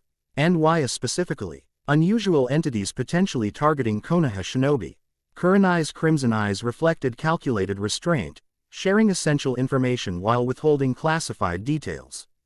Team 8's tracking specialization makes us ideally suited for detection duty. This has something to do with Naruto, doesn't it? Shino's quiet observation landed with precision. He's been sent from the village since yesterday morning. Logically, these phenomena and his disappearance are connected. Kurenai neither confirmed nor denied, but her momentary hesitation provided answer enough. Our assignment is village security, not speculation about individual shinobi deployments. Hinata remained silent, her Byakugan still active as she processed visual input beyond normal perception. The distortions appeared as rippling curtains of golden white light, concentrated particularly around certain locations, the Hokage Tower, the hospital, and most notably, Naruto's apartment building. Most concerning was how these energy patterns seemed to interact with citizens. Tendrils of golden light occasionally reached toward passers-by, touching them briefly before withdrawing. Those CTED subsequently developed subtle aura changes, nothing dramatic, but noticeable to her enhanced vision. People are being affected, she stated, interrupting Kurenai's briefing. Whatever this energy is, it's altering chakra patterns in civilians and shinobi alike. This announcement shifted the atmosphere immediately. Kurenai's professional detachment faltered momentarily. You can see the interactions. Hinata nodded, focusing her Byakugan more precisely. Golden light, different from chakra or natural energy. It seems particularly drawn to medical personnel and children. Describe the effects, Kurenai instructed sharply. Nothing immediately harmful, just alterations in regular energy flow. Like introducing a new current into an existing river. Hinata frowned in concentration. Some people seem more susceptible than others. Those with naturally higher chakra reserves show greater changes. Kurenai activated her communicator without hesitation. Control, this is Yuhi. We have confirmation of civilian energy disruption through Byakugan observation. Requesting immediate protocol escalation. The response came instantly in Tsunade's voice rather than the expected dispatch officer. Specific locations and patterns, Hyuga. Now, Hinata detailed her observations precisely. Concentration points, interaction methods, affected populations. As she spoke, her Byakugan CTED, a new phenomenon forming above the village center, a massive construct of golden energy coalescing into what appeared to be a stylized sun symbol nearly 50 meters in diameter. Lady Hokage, she interrupted herself. There's an energy formation developing overhead. Circular pattern resembling a sun with radiating beams. Tsunade's curse came clearly through the communicator. Apollo, she muttered, apparently forgetting the open channel. Yuhi, get your team to the hospital immediately. Priority Containment Protocol 7. The communication cut abruptly. Kurenai's expression shifted, to one Hinata had rarely seen, genuine alarm partially masked by professional focus. Change of assignment, she announced tersely. Hospital deployment, maximum urgency. As Team 8 raced across rooftops toward Konoha Hospital, Hinata maintained her Byakugan focus on the developing energy construct. The golden sun symbol pulsed rhythmically, each oscillation sending fresh waves of energy throughout the village atmosphere. Most concerning was how these waves appeared to concentrate specifically around medical facilities. Upon arrival, the reason became immediately apparent. The hospital lobby teemed with unexpected patients, dozens of civilians and shinobi alike displaying identical symptoms. Feverish skin that gleamed with subtle golden luminescence. Pupils dilated to the point of eclipsing irises entirely. Patients mumbling what sounded like poetry in languages none of the medical staff recognized. Tsunade stood amid the chaos, hands glowing with diagnostic chakra as she examined. Ed, a young chunin whose skin had developed what appeared to be actual gold flecks across his epidermis. Hyuga, she barked upon noticing their arrival. Confirm what I'm seeing. Is this energetic rather than viral? Hinata focused her Byakugan on the afflicted shinobi. Yes, Lady Hokage. The same golden energy I observed in the atmosphere has concentrated in their chakra pathways, particularly around the brain and heart. Thought so. Tsunade's expression hardened. Poetic justice with a nasty twist. Targeting medical personnel first to limit treatment capability. What is this? Hiba demanded, keeping distance from the afflicted as Akamaru whined uneasily. Divine influenza, Tsunade answered grimly. Apollo's specialty. Illness that bridges physical and psychological symptoms will being just serious enough to create system strain without causing fatalities. Apollo, Shino repeated carefully. You're referring to the mythological deity of medicine and prophecy. Nothing mythological about this. Tsunade gestured toward the golden-tinged patients. Classic manifestation pattern. Poetry compulsion, golden dermal illumination, feverish clarity. He's making a point. To whom? Kurenai asked. Tsunade's gaze flickered briefly toward Hinata before returning to her patient. That's classified. What matters now is containment and treatment. Hyuga, your Byakugan appears capable of tracking divine energy patterns. I need you to identify the most severely affected patients for priority treatment. As Hinata began systematic examination of the ward, she couldn't help NNECTING fragments into a troubling picture. Naruto's mysterious disappearance. Unusual energy affecting the village. Tsunade's reference to Apollo, a figure from the same pantheon as Artemis, the god. Mentioned in Actaeon's conversation with Naruto that she had accidentally overheard while training near the forest's edge 2 nights ago. Her Byakugan had detected the strange energies then as well, though she'd attributed the silver light to moonlight reflecting from the clearing. Now, with golden energy manifesting similar properties but different effects, connections became unavoidable. Something unprecedented was occurring, something involving Naruto and entities beyond shinobi understanding. And somehow, her Byakugan could perceive these divine energies when others could not. As she worked through patient assessment, Hinata formulated plans. When this crisis stabilized, she would seek Naruto directly. His disappearance and these events couldn't be coincidental, and her unique perceptual abilities might prove valuable to whatever situation he faced. For now, however, the hospital demanded her complete attention, particularly as new patients continued arriving, their skin gleaming golden under hospital lights as they recited poetry in voices not entirely their own. Rachel Elizabeth Dare stared at her classroom wall where afternoon sunlight created patterns across beige paint. The teacher's voice had faded to background murmur as her vision tunneled, peripheral awareness contracting until only a small circle of perception remained. Within this focus point, reality shifted. The classroom wall dissolved, revealing a hospital corridor filled with patients whose skin glowed with familiar golden light. Medical personnel moved with urgent purpose, their efforts coordinated by a blonde woman whose strength and authority radiated from her very stance. Most compelling was the dark-haired girl with lavender-white eyes that seemed to perceive beyond normal vision. As Rachel watched, those strange eyes turned directly toward her, impossible given the dimensional separation, yet unmistakably making contact across the barrier between worlds. The girl's lips moved, forming words Rachel couldn't hear but somehow understood. Who are you? Before she could respond, the vision collapsed. Reality snapped back with disorienting abruptness. Classroom, students, teach. Er's irritated expression as he called her name repeatedly. Ms. Dare, perhaps you'd care to rejoin our discussion of symbolism in Shakespearean tragedy. Sorry, Rachel mumbled, trying to reorient herself. I was thinking about dramatic irony. This placated the teacher temporarily, allowing Rachel precious seconds to process what she'd experienced.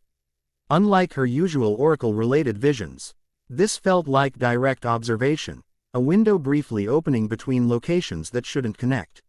Most disturbing was the golden light afflicting the patients. She recognized Apollo's signature energy, having experienced similar manifestations during her transition to oracle status.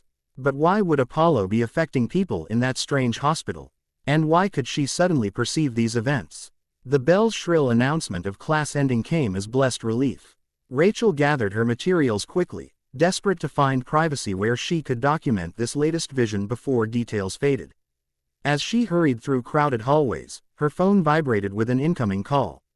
The display showed Annabeth's name, unusual timing given her friend's typical adherence to no phones during school hours policy. Rachel answered immediately, ducking into an empty stairwell. "I was just about to call you," she began.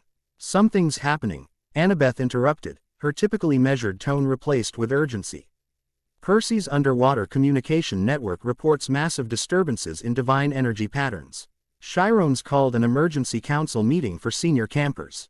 Rachel pressed against the wall, earlier vision taking on new significance. Divine disturbances like Apollo manifesting his power somewhere unexpected. A pause. "How did you know that specifically?" "I just had a vision, not an oracle prophecy. Something different." Rachel described the hospital scene, the golden-tinged patients, the girl with strange eyes who'd somehow perceived her across dimensional boundaries. "That matches reports from multiple sources," Annabeth confirmed, voice dropping lower. "Apollo's energy signature manifesting in places it shouldn't be able to reach." Artemis recalled, "All her hunters 2 days ago without explanation. And the barriers between worlds are showing unprecedented thinning in specific locations." "What locations?" "That's the strange part. They're not where in our mythology's traditional power nexuses. They're concentrated in a region that shouldn't have significant Olympic connections at all, someplace called the Elemental Nations." The name triggered immediate recognition, connecting to Rachel's earlier vision dream. "The mountain with faces carved into it," she murmured. "The spiral symbol on metal headbands. You've seen it." Annabeth's tone sharpened with interest. "Fragments only. Enough to draw images but not understand context." Rachel hesitated before adding, "And I saw someone, a young man with whisker marks on his cheeks. He seemed important somehow." The line went silent for several seconds before Annabeth spoke again, her voice carefully controlled. "Rachel, I need you to come to camp immediately. Bring every drawing, every note related to these visions. Chiron specifically asked for you, but wouldn't explain why. I have classes. This supersedes normal considerations. Something fundamental is shifting in the divine order." A brief pause. "And based on what you're describing, you may be developing a new form of oracle ability, cross-dimensional perception." The stairwell suddenly felt too small, too constraining. If Annabeth was right, these weren't random visions but direct observation of actual events occurring in another reality, a reality now experiencing Apollo's divine influence. "I'll be there in 2 hours, Rachel promised. Already moving toward the exit. Whatever connected her to that other world, to the mountain-carved village, to the golden hospital patients, to the whisker-marked young G-man who featured prominently in her drawings, it clearly warranted immediate attention."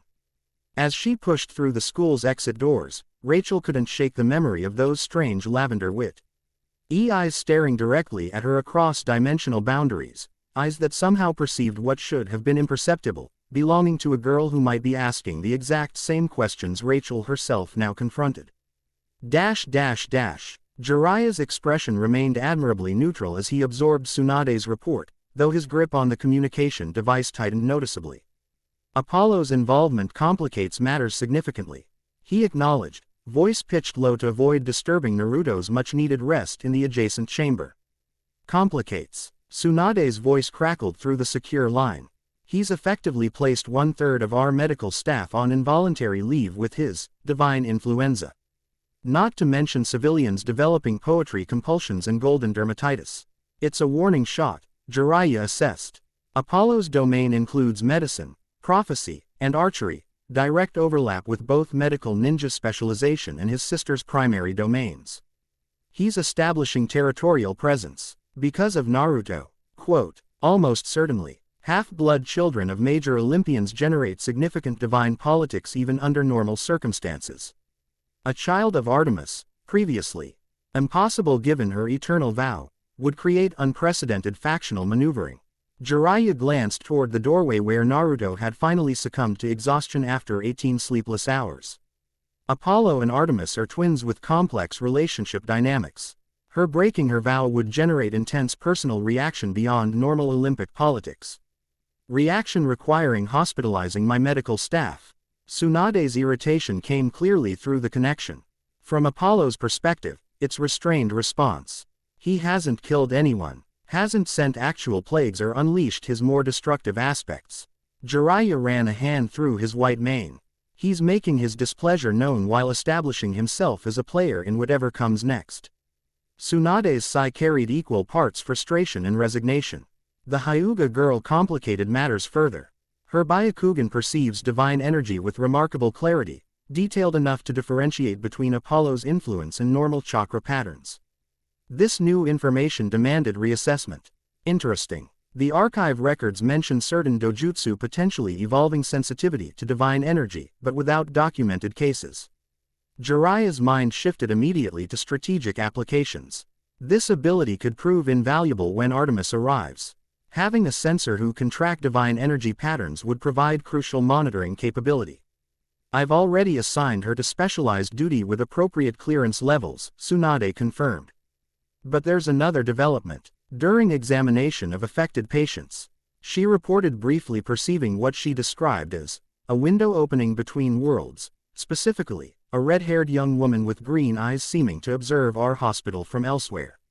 Jiraiya straightened, recognizing the significance immediately. Oracle manifestation. Apollo's current human oracle establishing cross-dimensional observation. My assessment as well, if correct. This confirms Olympic interest extends beyond Artemis and Apollo to include the prophetic domain specifically. The implications expanded troublingly. Olympic prophecies drove divine action across mythological accounts. If the oracle was now perceiving their world directly, events had escalated beyond localized interest to potentially pantheon-wide significance. Keep the Hyuga girl close, Jiraiya advised. If she can perceive both divine energies and cross-dimensional observation, she represents a unique asset in navigating whatever comes next. He hesitated before adding, and consider authorizing her inclusion in Project Moonrise. Tsunade's surprise registered clearly. You want to inform her about Naruto's heritage. That's highly classified information. Her Byakugan already perceives the evidence. Better to provide context than leave her assembling fragments into potentially inaccurate conclusions. Jiraiya's gaze returned to the doorway. Besides, Naruto will need allies who understand his unique position when he returns to the village. After thoughtful silence, Tsunade agreed.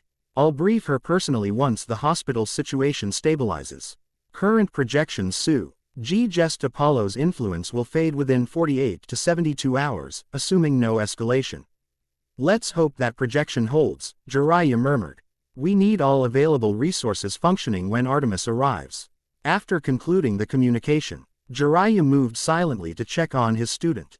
Naruto slept fitfully, face occasionally contorting with dreams or nightmares beyond external intervention. Light manifested intermittently beneath his skin, subtle luminescence tracing chakra pathways before fading again. The boy who had always embodied contradiction, dead last yet extraordinarily gifted, village pariah yet unfailingly loyal, orphan yet descendant of distinguished lineage, now carried yet another paradoxical identity, human shinobi and divine offspring, mortal and immortal, son of a virgin goddess. Rest while you can, kid, Jiraiya whispered. The worlds are aligning around you whether you're ready or not. 5 days before Artemis's scheduled arrival, Hinata Hyuga stood before the Hokage's desk. Posture perfect despite exhaustion from nearly 72 consecutive hours monitoring divine energy patterns throughout Konoha. The golden affliction had finally begun wrecked. Patients regaining normal skin coloration, poetry compulsions fading, medical staff returning to regular duties. Tsunade studied her with calculating assessment. Your Byakugan's capability to act divine energy patterns has proven invaluable during this crisis. According to senior medical staff, your guidance likely prevented several critical cases from developing complications. Thank you, Lady Hokage. Hinata responded automatically, though her mind remained preoccupied with the true purpose behind this unexpected private summons. However, Tsunade continued, your abilities have revealed information classified at the highest security level, information with significant implications for both village security and international stability. Tension crystallized in Hinata's spine. This was about Naruto.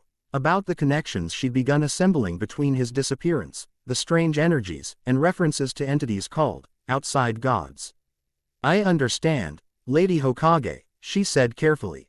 "I've maintained absolute confidentiality regarding all observations during hospital duty." "I know you have. That's partly why you're here now." Tsunade rose, moving to activate security seals integrated into her office walls. The air thickened noticeably as multiple barrier and privacy jutsus engaged simultaneously. "What I'm about to share is classified cage-level information. Disclosure without explicit authorization constitutes treason punishable by immediate execution." The Hokage's amber eyes held Hinata's steadily. "I need your verbal acknowledgement of these terms." "I understand and accept these conditions, Lady Hokage." Hinata's voice remained steady despite internal disquiet. Whatever warranted such extreme security measures clearly transcended normal village operations. Tsunade nodded once, apparently satisfied with her sincerity. Project Moonrise concerns the recently confirmed divine heritage of a Konoha shinobi, specifically his status as offspring of an Olympic deity whose manifestation in our world 16 years ago coincided with the Nine Tails attack. Though Hinata had suspected something along these lines, hearing it stated so directly still impacted her significantly. "Naruto," she said softly, not a question but confirmation. "Yes. 3 days ago, Naruto Uzumaki confirmed direct communication with Artemis, goddess of the hunt, who identified herself as his biological mother." Tsunade watched her reaction carefully. This revelation coincides with his developing ability to channel lunar energy, the silver chakra your Byakugan observed during the forest incident. Hinata processed this information with remarkable composure, fragments assembling into coherent picture. The golden energy affecting the hospital, that was another deity responding to this revelation. Apollo, Artemis's twin brother. Their mythological relationship is complex, characterized by both fierce protection and competitive rivalry. Tsunade resumed her seat. Based on archive records, his display represents territorial marking rather than direct aggression, establishing presence before his sister's scheduled arrival 5 days from now. "Artemis is coming here, to Konoha." The implications expanded exponentially, a literal goddess manifesting physically in the village. "Yes, according to Naruto's report, she intends to address the Hokage directly regarding her son's protection and training." Tsunade's expression revealed carefully controlled concern. "Which brings us to your role in these developing events." Hinata maintained perfect stillness, awaiting explanation while her mind raced with possibilities. "Your Byakugan's ability to perceive divine energy represents a unique tactical advantage in monitoring Olympic activities within our jurisdiction." Tsunade leaned forward slightly. "Additionally, your established connection with Naruto provides potential stabilizing influence during what will undoubtedly be a psychologically challenging adjustment period." Understanding dawned. "You want me to help Naruto navigate this revelation about his heritage?" "Partially," Tsunade acknowledged. "More specifically, I'm assigning you to Project Moonrise as both divine energy sensor and primary village liaison for Naruto upon his return from secure containment." The assignment carried obvious significance beyond its stated parameters. Implied trust regarding information few possessed, recognized value in her unique perceptual abilities, and tacit acknowledgement of her personal connection to Naruto that even the Hokage had noticed. "I accept this assignment," Hinata stated firmly, decision requiring no deliberation despite its inherent dangers. "What specific duties should I prepare for?" "First, specialized training with Kakashi Hatake regarding historical interactions between shinobi and Olympic entities. He maintains archive knowledge critical to understanding divine manifestation protocols." Tsunade began noting points on an encrypted scroll. "Second, developing techniques to shield your own chakra from divine perception, as your Byakugan's capabilities will likely draw attention from entities who prefer their activities remain unobserved." These practical considerations grounded the otherwise overwhelming assignment in familiar territory: training, skill development, mission preparation. Hinata focused on these aspects while processing the larger implications gradually. "When will Naruto return to the village?" she asked, the question most immediately relevant to her new responsibilities. "That depends on developments at the containment facility. Jiraiya reports his lunar energy manifestations have intensified since communication with Artemis." Tsunade's expression softened fractionally. He's experiencing significant psychological adjustment alongside these physical developments. Learning one's mother is an immortal goddess after believing oneself an orphan for 16 years creates profound identity disruption. Hinata absorbed this with appropriate gravity. Naruto had built his entire self-concept around specific understandings: orphaned during the Nine Tails attack, container of the fox through circumstantial necessity, shinobi through personal determination rather than inherited advantage. Learning his mother not only lived but existed as an immortal deity fundamentally challenged these foundational beliefs. "I understand," she said simply. "When he returns, he'll need stability amid transformation, familiar connections anchoring him while he integrates these revelations." Tsunade nodded approvingly. "Precisely. Your consistent support throughout his development positions you uniquely for this role." She sealed the scroll with a specialized jutsu before continuing. "Rep. Ort to Training Ground 0 tomorrow at dawn for initial briefing with Kakashi. He'll provide historical context necessary for understanding what we're facing." As Hinata accepted the scroll and prepared to depart, Tsunade added one final point. "The red-haired woman you perceived observing the hospital, our intelligence suggests she's the current Oracle of Delphi, Apollo's primary prophetic vessel. If you establish visual contact again, attempt communication if possible. Cross-dimensional intelligence could prove invaluable in the coming days." With this extraordinary instruction, Hinata was dismissed, departing the Hokage's office with outward composure that belied internal turmoil. Beyond professional implications of her new assignment lay personal considerations equally significant. Naruto, her inspiration, her unacknowledged emotional cornerstone, now carried divine heritage alongside his already complicated identity as Jinchuriki. Whatever challenges this created for him, she resolved to provide unwavering support without reservation or judgment. As she moved through village streets still faintly illuminated with residual golden energy, Hinata activated her Byakugan briefly. The divine remnants appeared clearer now that she understood their source, Apollo's influence gradually receding as his point had been made. Above the village, however, another energy pattern had begun forming. Not the golden sun symbol of previous days, but a silver crescent gradually taking shape against the blue afternoon sky. Most citizens wouldn't notice this subtle manifestation, visible only to her enhanced perception. A herald, perhaps, an advance announcement of Artemis's approaching presence. A mother's message preceding her arrival to meet the sun she'd never directly acknowledged. Hinata observed the forming crescent with cautious optimism. Unlike Apollo's invasive golden light, this silver radiance remained contained above the village rather than reaching toward citizens. If this represented different approaches between divine siblings, perhaps Artemis's arrival wouldn't repeat the disruptive patterns of her brother's warning display. For Naruto's sake, Hinata hoped this distinction proved meaningful. He deserved answers delivered with compassion rather than further complications in an already overwhelming revelation. Turning toward the Hyuga compound to prepare for tomorrow's specialized training, Hinata silently renewed her commitment. Whatever cosmic forces converged around Naruto Uzumaki, son of Artemis, she would stand beside him, her Byakugan perceiving what others could not. Her presence offering stability amid transformative chaos. The worlds were colliding, boundaries between realms weakening with each passing day.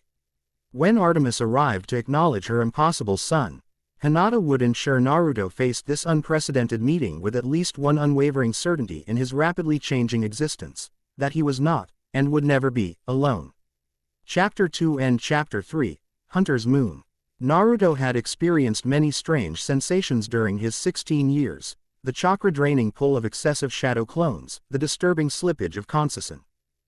When the Nine Tails exerted influence, the natural energy connection of Sage Mode, but nothing quite compared to interdimensional travel. "Keep breathing," Jiraiya instructed as they stood within the ancient shrine where Naruto had first encountered Taliah. 5 days of intensive preparation had culminated in this moment, the silver tree at the clearing's center now pulsing with rhythmic lumen. Essence as moonlight concentrated around it. The transition feels worst at the threshold point. "You've done this before," Naruto managed through clenched teeth, fighting the disorienting sensation of existing simultaneously in multiple locations. "Twice. Research expeditions authorized by the third Hokage." Jiraiya adjusted the specialized seals inscribed on paper wrapped around their forearm. connectivity anchors designed to keep them from separating during transit. Focus on the destination concept, Camp Half-Blood, rather than physical sensations. Easier said than done. Naruto's body felt simultaneously compressed to microscopic density and expanded beyond comprehension. Existence stretched across dimensional boundaries never meant for human traversal. Silver light intensified until it consumed his vision entirely, reality dissolving into pure luminous energy. Then, with jarring abruptness, solidity returned. Gravity reasserted its familiar pull. Oxygen filled lungs that momentarily hadn't existed.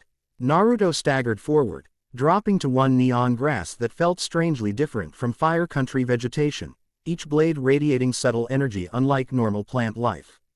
The air carried unfamiliar scents, saltwater, strawberries, and something indefinably ancient. Interdimensional travel, a cultured voice observed from nearby. How delightfully archaic. Most Divan visitors simply materialize directly these days. Blinking away disorientation, Naruto looked up to find the speaker was not fully human. From waist upward stood a middle-aged man with kind eyes and de-weathered features suggesting centuries of experience despite his physical appearance. Below the waist, however, extended the powerful body of a white stallion, muscles rippling beneath sleek coat as he approached with careful steps. Chiron, Jiraiya acknowledged, recovering his equilibrium faster than his student. It's been quite some time. Nearly 30 years, I believe, the centaur replied, studying them both with analytical intensity. Though time flows differently between our realms, so perhaps longer from your perspective. His gaze settled on Naruto with particular interest. This must be the young man causing such extraordinary disturbance across the pantheon. Naruto rose unsteadily, meeting the centaur's assessment directly. Naruto Uzumaki, he introduced himself, omitting habitual enthusiastic declarations in favor of cautious formality. 5 days of archive education had impressed upon him the importance of proper protocol when dealing with entities of Chiron's significance. Indeed, the centaur's expression revealed nothing as he continued his evaluation. Son of Artemis, Jinchuriki of the nine-tailed fox, and nexus point between realms that should remain separate. He gestured toward a path winding between ancient pine trees. Come, we have much to discuss before Artemis arrives, and time grows short. As they followed Chiron away from the Ariva Point, a hillside crowned by a massive pine tree shimmering with protective energy, Naruto fought competing impulses of defensive wariness and uncharacteristic awe. The archive had contained extensive information about Camp Half-Blood, but reading ancient scrolls hardly prepared him for direct experience of Greek demigod society. The landscape itself radiated power. Trees too ancient to have grown naturally without divine influence. Weather patterns controlled with precision impossible for even the most advanced shinobi techniques. Architectural elements blending styles spanning thousands of years into harmonious composition that somehow avoided appearing disjointed. Most striking were the camp's inhabitants, predominantly teenagers and young adults who, at first glance, appeared ordinary. Despite diverse ethnicities and physical characteristics, closer observation revealed subtle indicators of divine heritage. Eyes shifting between impossible colors, casual displays of strength beyond human capability. Offhand manipulations of elemental forces without hand signs or visible effort. Some trained in combat arenas with weapons that should have been museum pieces yet gleamed with deadly functionality. Others cultivated plants that moved with apparent sentience, responding to verbal commands or mere gestures. A group near a lake manipulated water into complex formations requiring Hakra-intensive techniques in the shinobi world but accomplished here with minimal visible effort. They're all like me, Naruto asked quietly. Children of gods, demigods, yes, Chiron confirmed. Though your situation remains unprecedented. Most here were born of relationships between gods and mortals within this dimension, relationships following established patterns recognized by divine law. The careful phrasing caught Naruto's attention immediately. But my birth didn't follow these patterns. No, Chiron agreed, leading them toward a large blue house situated at the camp's administrative center. Which is precisely why your existence has created such significant ripples throughout the Olympic hierarchy. Jiraiya maintained strategic silence, allowing this exchange to develop naturally while observing their surroundings with practiced assessment. Though officially present as diplomatic escort, his posture communicated readiness to intervene should circumstances warrant. He demigods they passed responded to Naruto's presence with reactions ranging from cautious curiosity to obvious wariness. Most notable was how they instinctively adjusted their activities, training exercises pausing momentarily, conversations faltering mid-sentence, attention redirecting with unconscious synchronization whenever he passed within certain proximity.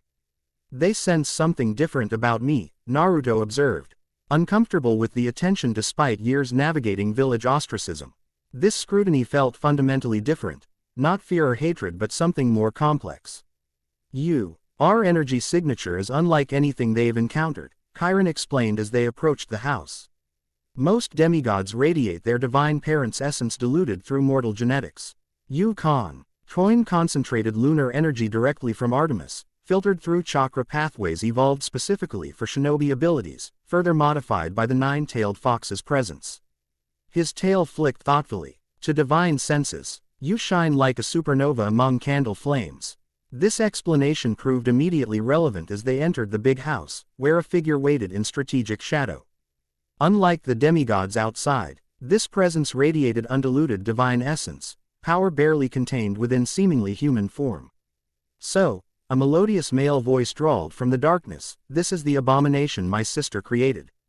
Chiron sighed with the patience of one accustomed to managing divine dramatics. "Apollo, we agreed to diplomatic protocols for this meeting." The god stepped forward, into illumination streaming through windows, revealing a young man of such perfect physical beauty that reality itself seemed to adjust around him. Golden hair caught light from impossible angles, skin radiated subtle luminescence, and eyes shifted between colors depending on viewing perspective. His casual attire, designer jeans and vintage band t-shirt, somehow projected both contemporary fashion and timeless elegance. Diplomatic protocols, Apollo repeated with exaggerated consideration. Do those apply when the fundamental laws governing divine existence have been so flagrantly violated? When my twin sister, eternal virgin goddess, sworn maiden, exemplar of feminine independence from masculine influence, somehow produces male offspring. Each word landed with precision despite conversational delivery, targeting vulnerabilities with surgical accuracy. Naruto recognized the technique from council meetings and diplomatic negotiations, establishing dominance through carefully calibrated verbal provocation. Jiraiya shifted subtly, chakra fluctuating in warning. Naruto placed a restraining hand on his mentor's arm, recognizing the critical nature of this initial interaction. How he responded would establish parameters for future divine shinobi relations beyond his personal situation. I understand your position, Naruto addressed Apollo directly, maintaining respectful tone without submissive posturing. My existence challenges established understanding of divine capabilities and limitations. This creates uncertainty regarding fundamental principles governing your pantheon. Apollo's perfect eyebrows raised fractionally, genuine surprise momentarily displacing calculated disdain. Well articulated for someone your age. Though I suppose 16 years is relative when discussing eternal cosmic principles. Naruto has received intensive education regarding Olympic politics and protocols, Jiraiya interjected smoothly. The shinobi world takes interdimensional diplomacy seriously. Clearly, Apollo murmured, circling Naruto with analytical intensity. Education notwithstanding, this situation remains unprecedented. A child born of a sworn virgin goddess, raised in another dimension, containing a primordial entity older than most Olympic deities. Golden energy briefly illuminated his fingertips as he gestured toward Naruto's midsection. Fascinating containment matrix, by the way. The integration of lunar energy with mortal sealing techniques creates elegant synergy. Naruto tensed involuntarily. You can see the nine tails seal. I'm the god of medicine, prophecy, music, archery, and approximately 47 other domains depending on which cultures you count, Apollo replied with casual arrogance. Of course I can see the seal. I can also see how my sister's essence reinforces it. How your chakra pathways have adapted to accommodate both divine ichor and biju energy, and about 16 other physiological anomalies that shouldn't technically be possible. His expression shifted toward genuine scientific interest. You're a walking contradiction of divine law, mortal capability, and dimensional boundary enforcement. Under different circumstances, I'd find your existence intellectually stimulating rather than personally offensive. Before Naruto could formulate appropriate response, Chiron intervened with practiced diplomatic skill. Perhaps we might continue this discussion after our guests have properly settled. They've just completed interdimensional transit, which takes significant toll on mortal physiology. Apollo waved dismissively. Fine, I have compositions to finish anyway. 17 haiku about catastrophic systemic failure in cosmic ordering principles. His perfect features arranged themselves into exaggerated poetic contemplation. Perhaps I'll start with, Sister breaks her vow, impossible child exists, Olympic crisis. With that parting performance, golden light briefly intensified around his form B. E4 he vanished completely, not through conventional movement but instantaneous transition from presence to absence. Well, Jiraiya observed into the sudden silence, that was relatively restrained. Compared to archive accounts of Apollo's typical reactions to perceived slights. Indeed, Chiron agreed, gesturing them toward comfortable seating in what appeared to be a meeting room. Though I suspect his moderate approach has less to do with diplomatic restraint and more with gathering information before determining optimal response. Naruto sank into an offered chair, the combined effect of interdimensional travel and divine confrontation finally registering as physical exhaustion. He seems to be taking my existence personally. Apollo and Artemis share complex relationship dynamics even by divine standards. Chiron explained, remaining standing due to his centaur physiology. Their twin status creates connection transcending normal Olympic relationships. Her eternal virginity. Y represents not merely personal choice but fundamental cosmic balance in their complementary domains. And my existence disrupts that balance, Naruto concluded. Among other considerations, yes. Chiron's expression softened slightly, though personal perspective likely dominates his current reaction. Apollo considers himself Artemis's protector despite her obvious self-sufficiency. Your exes. Tense represents either her choice to act without consulting him, wounding his pride, or worse, circumstances where she was somehow manipulated, triggering his protective instincts. Jiraiya leaned forward, professional interest engaged. The archive contains limited information regarding circumstances surrounding Naruto's conception. Your perspective would provide valuable context. The centaur's ancient eyes revealed careful consideration, weighing disclosure implications against established agreements. What I can share remains limited by divine confidentiality. Artemis herself must choose what personal information to reveal. He moved toward a detailed map displayed on the wall. Not geographical representation but intricate diagrams showing intersections between various mythological domains. What historical record confirms is this? 16 years ago, dimensional boundaries between our worlds thinned significantly following certain cosmic alignments. During this period, Artemis track D something across the barrier, something that had violated Olympic hunting preserves and escaped interdimensional punishment. What kind of something? Naruto asked, instinctively connecting timeline to the Nine Tails attack. That remains unclear in available records, Chiron replied with careful precision, suggesting deliberate omission rather than actual uncertainty. What followed involved interaction with your father, a shinobi of significant power himself, and circumstances leading to your conception. Shortly thereafter, the nine-tailed fox attack occurred, resulting in your status as Jinchuriki. The sanitized account offered little beyond what Naruto already knew, raising more questions than it answered. And Artemis just left. After I was born, something like compassion flickered across Chiron's weathered features. Olympic deities cannot raise their demigod children directly. Ancient laws forbid such intervention. Laws even Zeus himself cannot circumvent without cosmic consequences. That's the official explanation, Naruto observed, hearing the careful evasion beneath factual accuracy. But my situation was already unprecedented. Why follow that rule when others were clearly broken?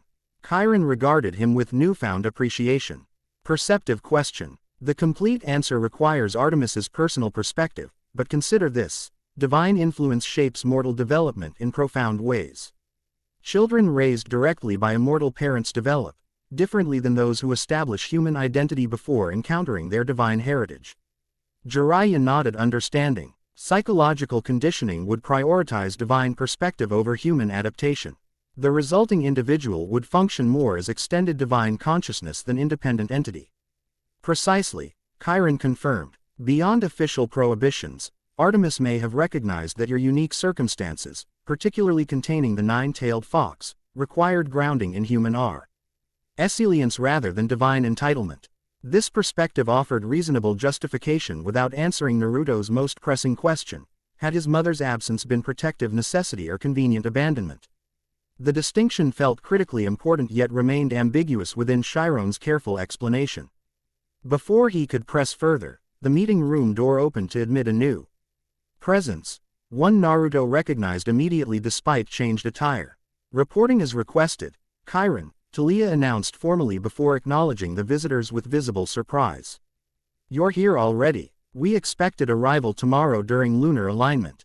Interdimensional transit window opened earlier than projected, Jiraiya explained, studying the lieutenant with professional assessment. Cosmic mechanics remain imprecisely understood even with specialized monitoring equipment. Talia nodded, her electric blue eyes revealing complex emotional calculation as they settled on Naruto. "The hunters have established perimeter security as Lady Artemis instructed. No unauthorized entities will cross camp boundaries without immediate detection." "Excellent," Chiron acknowledged. "Would you show our guests to the accommodations we've prepared? I believe the Zeus cabin has been temporarily modified to ensure appropriate comfort and security." The request carried obvious subtext: Priv. 8 conversation opportunity orchestrated through administrative delegation. Whether this represented Chiron's diplomatic consideration or Artemis's advance planning remained unclear. As they followed Talia across the camp grounds, Naruto studied her with greater awareness than during their first encounter. Her silver-gray camouflage had been replaced with more formal attire: black tactical pants, silver jacket emblazoned with crescent moon insignia, and circlet gleaming in afternoon sunlight. Most notable was the subtle silver aura surrounding her, similar to his own manifesting lunar energy, but refined through deliberate training rather than raw potential.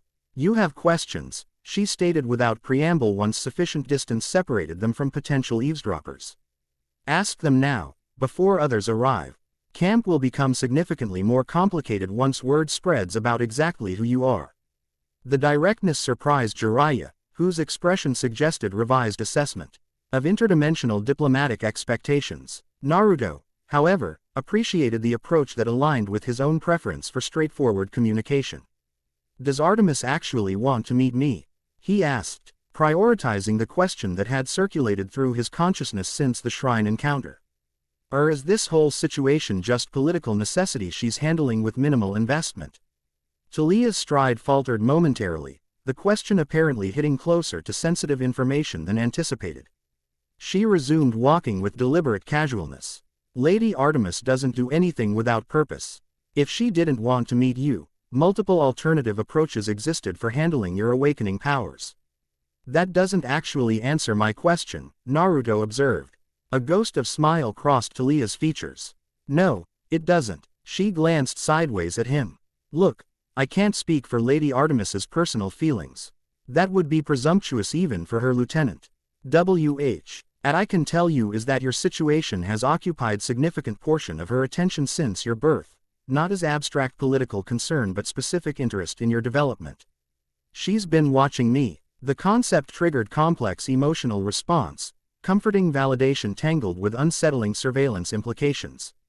Not constant observation, but regular updates through various channels. Talia led them toward an imposing marble structure distinguished by classical Greek architecture and subtle lightning motifs decorating its columns. "Normally, Zeus's children stay here.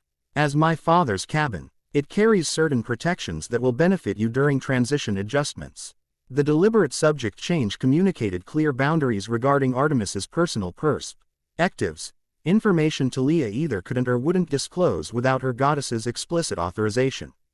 Naruto accepted this limitation with strategic patience. Answers would come directly from Artemis herself soon enough. "Your father is Zeus," he noted instead, recognizing opportunity to build rapport through personal connection. "That makes you powerful even by demigod standards." "Daughter of Zeus, lieutenant of Artemis." "Former pine tree," Talia confirmed with self-deprecating humor that caught Naruto completely off guard. "Long story involving sacrifice, divine intervention, and magical golden fleece." "Standard demigod drama, former pine tree," Jiraiya repeated with scholarly interest. Transformation, preservation, or conscious suspension? Bit of both. Talia pushed open massive doors inscribed with lightning bolt patterns that sparked with actual electricity at her touch. 7 years as conscious tree experiencing time differently than mortals gives interesting perspective on immortality versus extended lifespan. Her expression shifted toward subtle challenge as she glanced at Naruto. Something you'll likely encounter given your heritage. This casual refer NCE to immortality implications blindsided Naruto completely. 5 days of intensive archive education had focused on Olympic history, divine politics, and interdimensional protocols without addressing personal consequences of divine parentage beyond immediate power manifestations. Wait, what? Immortality? He stopped abruptly at the cabin's threshold. I'm not immortal, not currently, Talia clarified with clinical precision. But demigod lifespans vary significantly based on divine parentage, individual power levels, and specific dimensional conditions. She gestured him inside with slight impatience. The children of major Olympians typically experience extended longevity at minimum. Given your unique status as Artemis's only child combined with Jinchuriki vitality, standard aging progression likely won't apply once you reach full maturity. The casual delivery of life-altering information struck Naruto with concussive force. Beyond immediate identity complications, potential immortality created profound relational implications. Would he watch his friends age and die while remaining eternally youthful? Would relationships with mortals become inherently temporary from expanded temporal perspective? Jiraiya placed steadying hand on his student's shoulder, recognizing psychological impact. Perhaps we might delay extended lifespan discussions until more immediate adjustments have been processed. Talia blinked, belatedly recognizing her conversational misstep. Right, sorry. Demigod social conditioning normalizes certain concepts that probably seem overwhelming from mortal perspective. She gestured toward comfortable accommodations arranged within the imposing cabin. These quarters have been prepared specifically for your visit. Lady Artemis added certain protections to ensure privacy from Olympic scrying and interdimensional observation. The space featured surprising integration of shinobi functionality with Greek aesthetic, sleeping arrangements positioned for optimal defensive awareness. Weapon storage designed for both traditional Greek armaments and shinobi tools, even scrolls containing information in both ancient Greek and modern shinobi cipher systems. Impressive attention to detail, Jiraiya observed, examining security features with professional appreciation. These arrangements suggest significant advanced planning rather than rushed accommodation. Lady Artemis leaves nothing to chance, Talia confirmed, though something in her expression suggested personal reservation beneath professional loyalty. You'll have approximately 3 hours to rest and acclimate before orientation begins. I recommend using this time for recovery rather than exploration. Camp boundaries contain certain areas where divine energy concentrates predictably, potentially hazardous for someone still adapting to their powers. With that warning delivered, she turned to depart, pausing briefly at the threshold. For what it's worth, she added without turning back, I understand complicated parental relationships with immortals. If you need perspective from someone who's navigated similar territory. The offer remained unfinished but clear in implication. After her departure, silence expanded between mentor and student, Jiraiya recognizing Naruto's need to process cascade of revelations without immediate commentary. Extended lifespan, Naruto finally murmured, testing the concept against established self-identity. Potential immortality, that wasn't covered in the archive briefings. Deliberately omitted, Jiraiya acknowledged, settling onto a marble bench with casual adaptation to unfamiliar surroundings. Tsunade felt addressing immediate divine politics provided sufficient adjustment challenge without introducing immortality complications. Naruto paced restlessly, body instinctively seeking physical outlet for psychological processing. Everyone I know will grow old and die while I just continue. That's not exactly an encouraging thought. Not necessarily accurate either, his mentor countered with careful balance between honesty and sensitivity. Jinchuriki already experience extended longevity compared to average shinobi. Certain bloodline abilities similarly affect aging progression. Several Konoha elders have lived well beyond standard human lifespans through various means. That's different from potential immortality, Naruto argued. Though the distinction provided small comfort. Extended longevity presented similar relational complications regardless of specific mechanism. Jiraiya's expression shifted toward unexpected gentleness. Kid, you're facing enough immediate adjustments without borrowing trouble from hypothetical futures. Let's focus on navigating today's challenges: interdimensional adaptation, divine politics. Meeting your mother for the first time. Immortality concerns can wait until those are processed. The practical wisdom penetrated Naruto's spiraling concerns, providing necessary perspective recalibration. You're right, he acknowledged, dropping onto a nearby chair with deliberate physical release. One existential crisis at a time. Jiraiya's approving nod. Read surprising weight. Validation from someone who had navigated complex identity transformations himself throughout decades of experience. Rest now. Interdimensional transit depletes physical resources differently than chakra exertion. We'll need optimal functionality for whatever comes next. Though genuine rest proved elusive amid cascading revelations, Naruto managed meditative stillness that allowed partial recovery. 3 hours passed with deceptive speed, interdimensional time differences subtly affecting perception despite apparent synchronization between realms. When Talia returned, she brought additional company. A blonde teenage girl whose calculating gray eyes assessed Naruto with immediate analytical precision, and a young man whose casual posture belied the powerful aura of oceanic energy surrounding him. Percy Jackson, son of Poseidon, Talia introduced without ceremonial preamble. Annabeth Chase, daughter of Athena. Both senior counselors and experienced interdimensional travelers. They'll assist with camp orientation and power assessment. The introduction style reinforced emerging understanding of demigod social dynamics. Divine parentage represented primary identity marker, with accomplishments and positions secondary contextual information. This hierarchy contrasted sharply with shinobi society where clan connections remained secondary to demonstrated abilities and assigned rank. Percy extended hand with friendly directness that immediately earned Naruto's appreciation. Welcome to Camp Half-Blood. Fair warning. Things get weird around here even by demigod standards. Percy specializes in understatement, Annabeth added with affectionate exasperation. Her assessment continued with unnerving accuracy. You're experiencing significant cultural dissonance beyond standard interdimensional adjustment. Your physical stance suggests shinobi combat training prioritizing mobility over power positions. Your chakra system remains partially activated despite non-combat circumstances, indicating hypervigilance consistent with specialized tactical conditioning. Naruto blinked at this comprehensive analysis delivered in conversational tone. That's impressively accurate. Daughter of Athena, she explained with modest shrug that didn't quite conceal professional pride. Strategic assessment comes naturally. Her expression softened fractionally. Though even without divine analytical advantages, anyone paying attention would recognize you're processing multiple adjustment challenges simultaneously. We're here to help navigate Wishev. Our aspects seem most immediately relevant. This straightforward acknowledgement provided unexpected relief, recognition of his situation without pity or condescension, offered by peers who understood divine mortal complexity from personal experience. I appreciate that, Naruto responded sincerely. Right now, understanding what happens next would help most. Everything since discovering my heritage has felt reactive rather than intentional.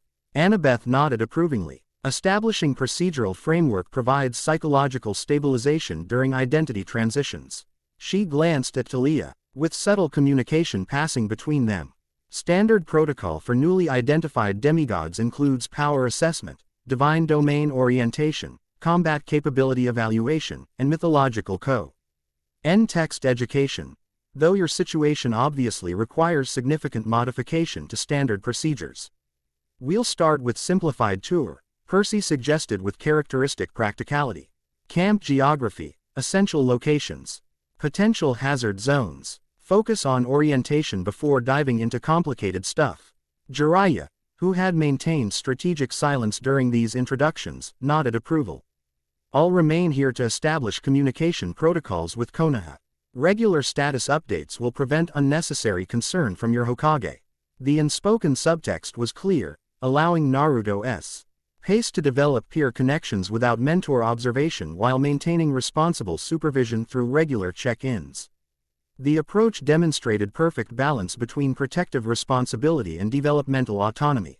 As they departed the Zeus cabin, Naruto experienced momentary disorientation stepping from Greek architectural formality into sunlight illuminating activity levels had increased significantly during his rest period. Word of his arrival had evidently spread throughout the camp population, resulting in conspicuously casual presence of demigods along their projected route. "They're curious," Percy explained with sympathetic understanding.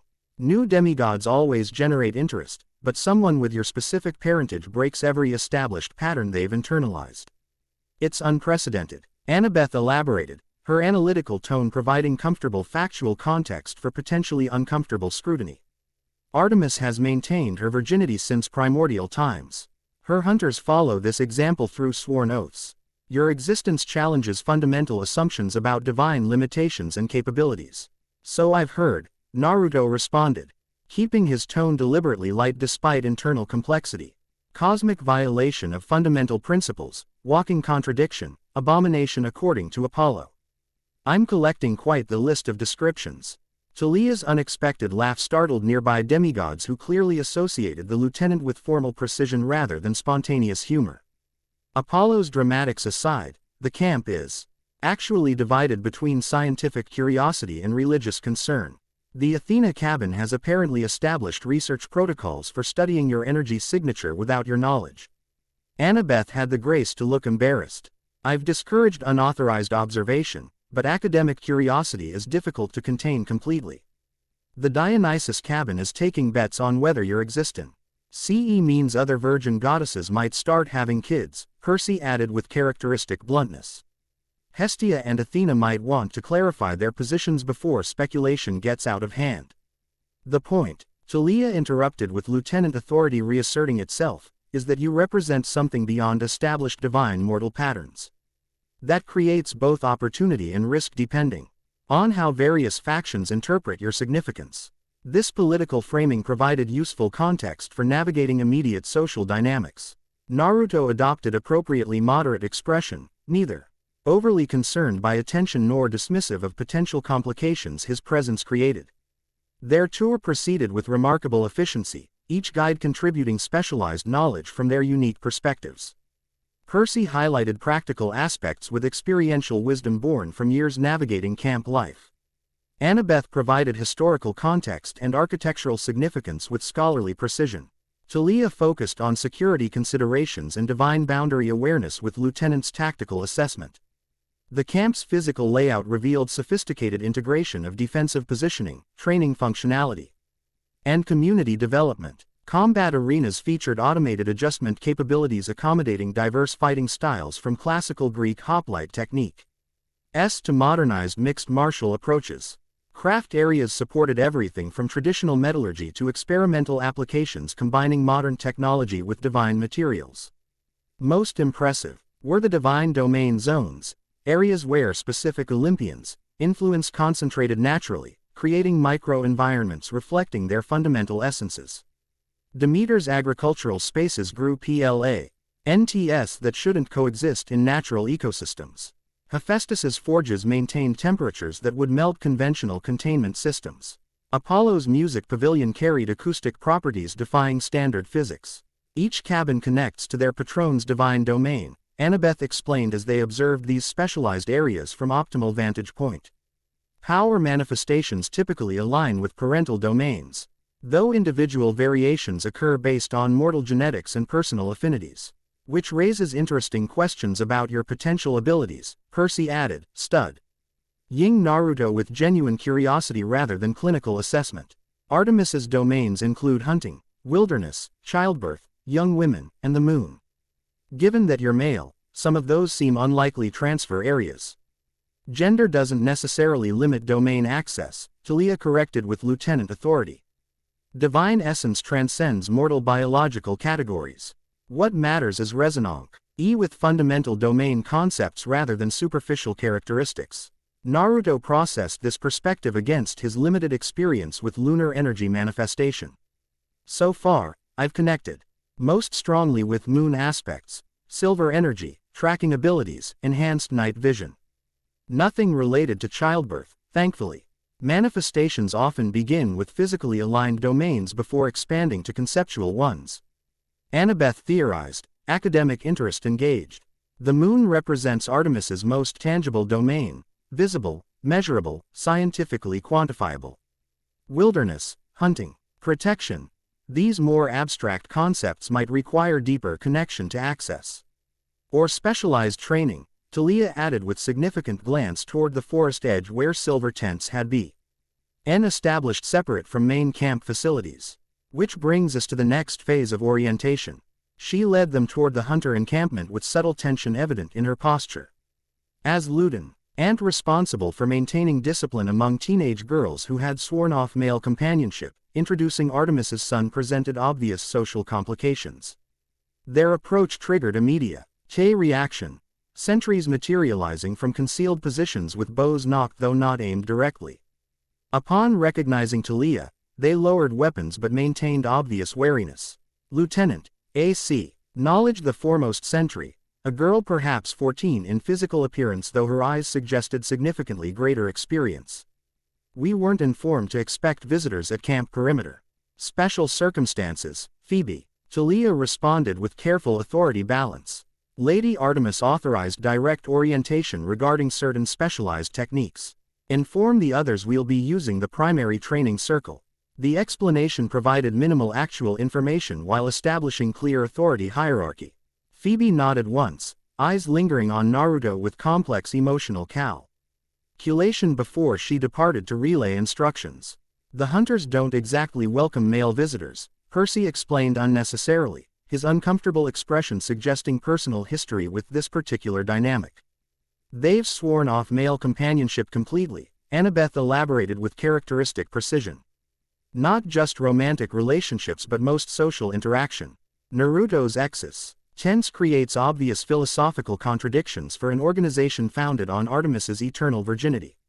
Which is why proper introduction requires lieutenant mediation, Talia concluded, ding them toward a clearing ringed with silver birch trees that seemed to have grown in perfect circle formation. This space has been consecrated specifically for hunter training. The boundaries contain specialized protections and energy amplification properties. Upon entering the circle, Naruto immediately felt difference in environmental energy, ambient lunar essence concentrated to levels matching nighttime illumination despite afternoon sunlight. His skin tingled with familiar resonance, chakra pathways responding automatically to compatible external power source. The moon's influence remains constant here regardless of solar position, Talia explained, noting his reaction with approval. Perfect training environment for someone developing lunar affinity. I thought we were just doing orientation today, Naruto observed, recognizing preparation for something more intensive than simple introduction. Talia's expression revealed complex calculation. Circumstances have accelerated. Artemis arrives tomorrow night rather than our original projection. You need functional understanding of basic lunar techniques before that meeting. This schedule adjustment created immediate tension. Tomorrow, Naruto repeated. Internal preparation suddenly compressed beyond comfortable adaptation period. Why the change? Olympic politics, Talia answered with lieutenant precision masking personal opinion. Zeus has called council meeting regarding interdimensional boundary violations. Artemis must address your situation officially before attending. The diplomatic phrasing barely concealed concerning implications. His mother planned to defend his existence before the Olympic Council, potentially risking her position and standing to acknowledge him officially. Is she in danger because of me? The question emerged before strategic consideration could moderate its directness. Something complicated passed across Talia's features, loyalty warring with honesty, personal perspective against official position. Not physical danger, she finally answered, selecting words with obvious care. But acknowledging you publicly requires explaining circumstances surrounding your birth. Explanation that potentially conflicts with her eternal virgin status depending on exact details. The revelation landed with seismic impact. His existence didn't just represent unusual divine occurrence but potential threat to Artemis's fundamental identity and position. This context reframed everything from her 16-year absence to her current approach. Then why acknowledge me at all? Naruto asked, the question emerging from deepest insecurity despite attempts at mature perspective. Why not maintain distance indefinitely? Because your powers have awakened, Talia answered simply. Divine energy manifestation creates cosmic signature visible to entities across multiple pantheons. Maintaining your anonymous status became impossible the moment you channeled lunar energy against the forest creature. Her expression softened fractionally, and because she chose to. Whatever complications your existence creates, Lady Artemis has decided acknowledging you publicly outweighs potential consequences. This explanation provided small comfort amid larger concerns, but practical necessities demanded focus on immediate preparations rather than philosophical implications. So what happens during this training? In answer, Talia extended her hand palm upward. Silver light coalesced above her skin, not the raw energy Naruto had manifested in the forest but disciplined for. Mashin maintaining perfect crescent shape. You've accessed lunar energy instinctively during crisis. Now you'll learn controlled manifestation through deliberate technique rather than emotional response. For the next several hours, Naruto underwent intensive training unlike anything in his previous shinobi education. Unlike chakra manipulation requiring specific hand seals and established pathways, lunar energy responded to intention and visualization directly. Technical precision mattered less than conceptual understanding and emotional resonance. Forget everything about chakra conservation, Talia instructed as Naruto struggled with consistent energy maintenance. Lunar essence isn't internally generated but externally drawn. The limitation isn't your personal reserves but connection quality to the source. This fundamental difference required complete recalibration of established practices. Years of careful chakra management suddenly hindered rather than helped, creating frustrating adaptation challenges. Stop trying to contain it within your existing pathways, Talia corrected, demonstrating proper technique with practiced ease.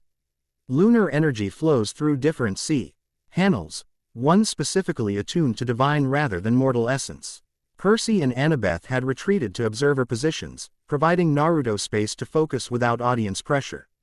Jiraiya joined them midway through training, his experienced assessment tracking progress with scholarly interest. Progress came in frustrating increments, momentary success followed by disconnection, brief perf. ECT manifestation preceding complete failure. Unlike chakra techniques where repetition built muscle memory and pathway efficiency, lunar manipulation seemed maddeningly inconsistent. You're overthinking, Talia finally diagnosed after particularly spectacular failure resulting in silver energy dispersing harmlessly skyward. This isn't technical exercise but relationship development. The moon responds to recognition and respect, not mechanical process. I don't understand what that means practically, Naruto admitted, frustration evident despite attempts at patient learning. Talia considered alternative approaches before adopting unexpectedly personal strategy. When I first joined the Hunters, I struggled similarly. My connection to Zeus's domain, lightning, air, authority, conflicted with lunar attunement.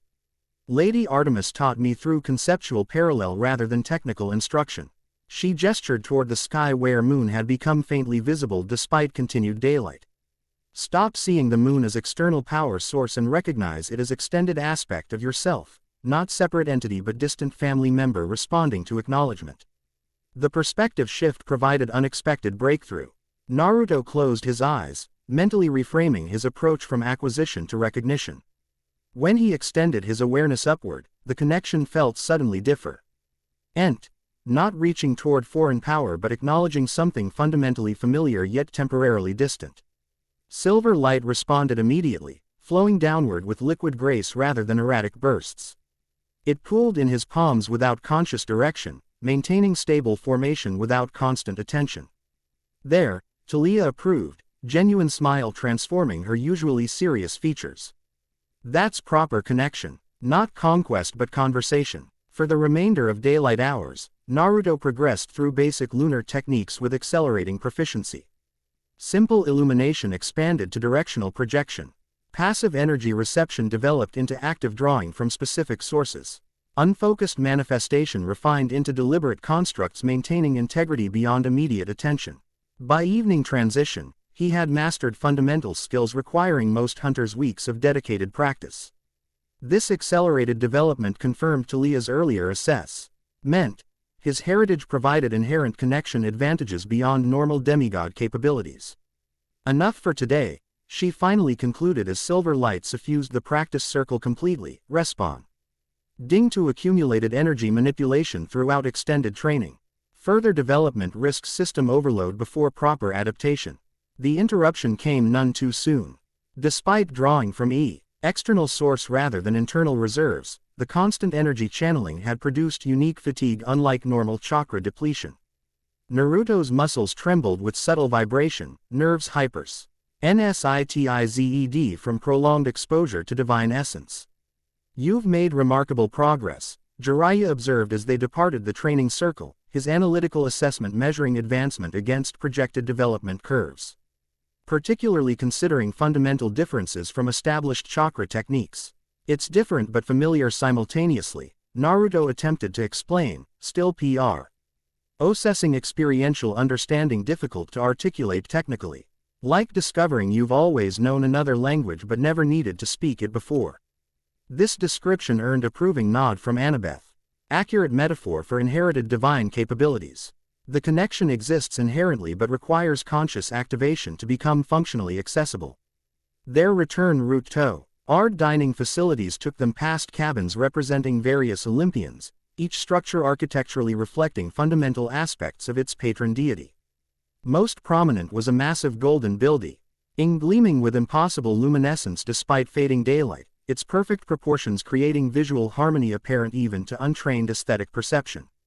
Apollo's cabin, Percy identified unnecessarily, nodding toward demigods gathered on its porch, all possessing similar physical characteristics suggesting direct divine lineage rather than distant ancestry. His kids have been watching. You're training with professional interest.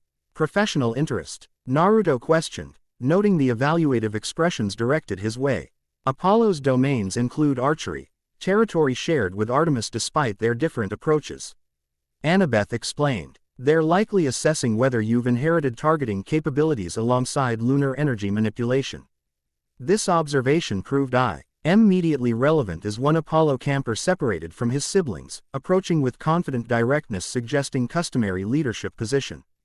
His physical resemblance to Apollo himself was striking though moderated through mortal genetics, golden hair catching light from ideal angles, features arranged with mathematical harmony, movement suggesting athletic precision without conscious effort. Will Solace, head counselor. He introduced himself without ceremonial preamble, extending hand with healer's calculated pressure assessment disguised as casual greeting. Apollo cabin would like to extend formal invitation for specialized assessment tomorrow morning. The polite phrasing barely concealed obvious challenge beneath diplomatic presentation. Talia's expression tightened with lieutenant disapproval. But before she could intervene, Naruto recognized opportunity beyond potential provocation. Assessment in what specifically? He asked, matching the counselor's casual diplomatic tone. Archery primarily, though musical aptitude evaluation provides useful divine lineage confirmation. Will explained with clinical precision indicating medical training beyond his apparent age. Standard protocol for newly identified demigods includes baseline capability testing across primary divine domains. The reasonable explanation contained obvious unstated component, Apollo's chill. Dren wanted direct evaluation of Artemis's son, measuring his capabilities against their own inherited skills in shared domain areas. Sounds useful for everyone, Naruto agreed, recognizing benefit. Beyond potential competitive implications, understanding his capabilities across multiple divine domains would provide practical advantage regardless of motivations behind the invitation. Will's expr. Eshin revealed momentary surprise at easy acceptance before professional composure reasserted itself. Excellent. Dawn tomorrow at the archery range. We'll have appropriate equipment prepared. As he departed, Talia's disapproving frown communicated clear concern. Apollo's children are filtering their father's competitive issues through personal challenge structures. This isn't simple capability, assessment but comparative evaluation against their own domain proficiencies. I figured as much, Naruto acknowledged with unconcerned shrug that belied strategic calculation beneath casual acceptance. But refusing creates worse impression than participating, regardless of performance results. Better to establish cooperative approach from the beginning. This reasoning earned approving nod from Annabeth. Logical assessment. Participation demonstrates confidence without aggression while establishing social position through engagement rather than isolation. The rest of the evening Grest with relative normalcy despite continuing attention from camp residents. Communal dining introduced Naruto to diverse demigod population beyond their initial guides, children of various Olympia. NS exhibiting capabilities ranging from subtle enhanced attributes to dramatic manifestations of divine domains. Most striking was how these teenagers navigated complex identity intersection between mortal society and divine heritage. Some embraced their demigod status completely, while others maintained careful separation between their ordinary lives and Olympic connections. This spectrum of adaptation approaches provided valuable perspective for Naruto's own developing identity integration.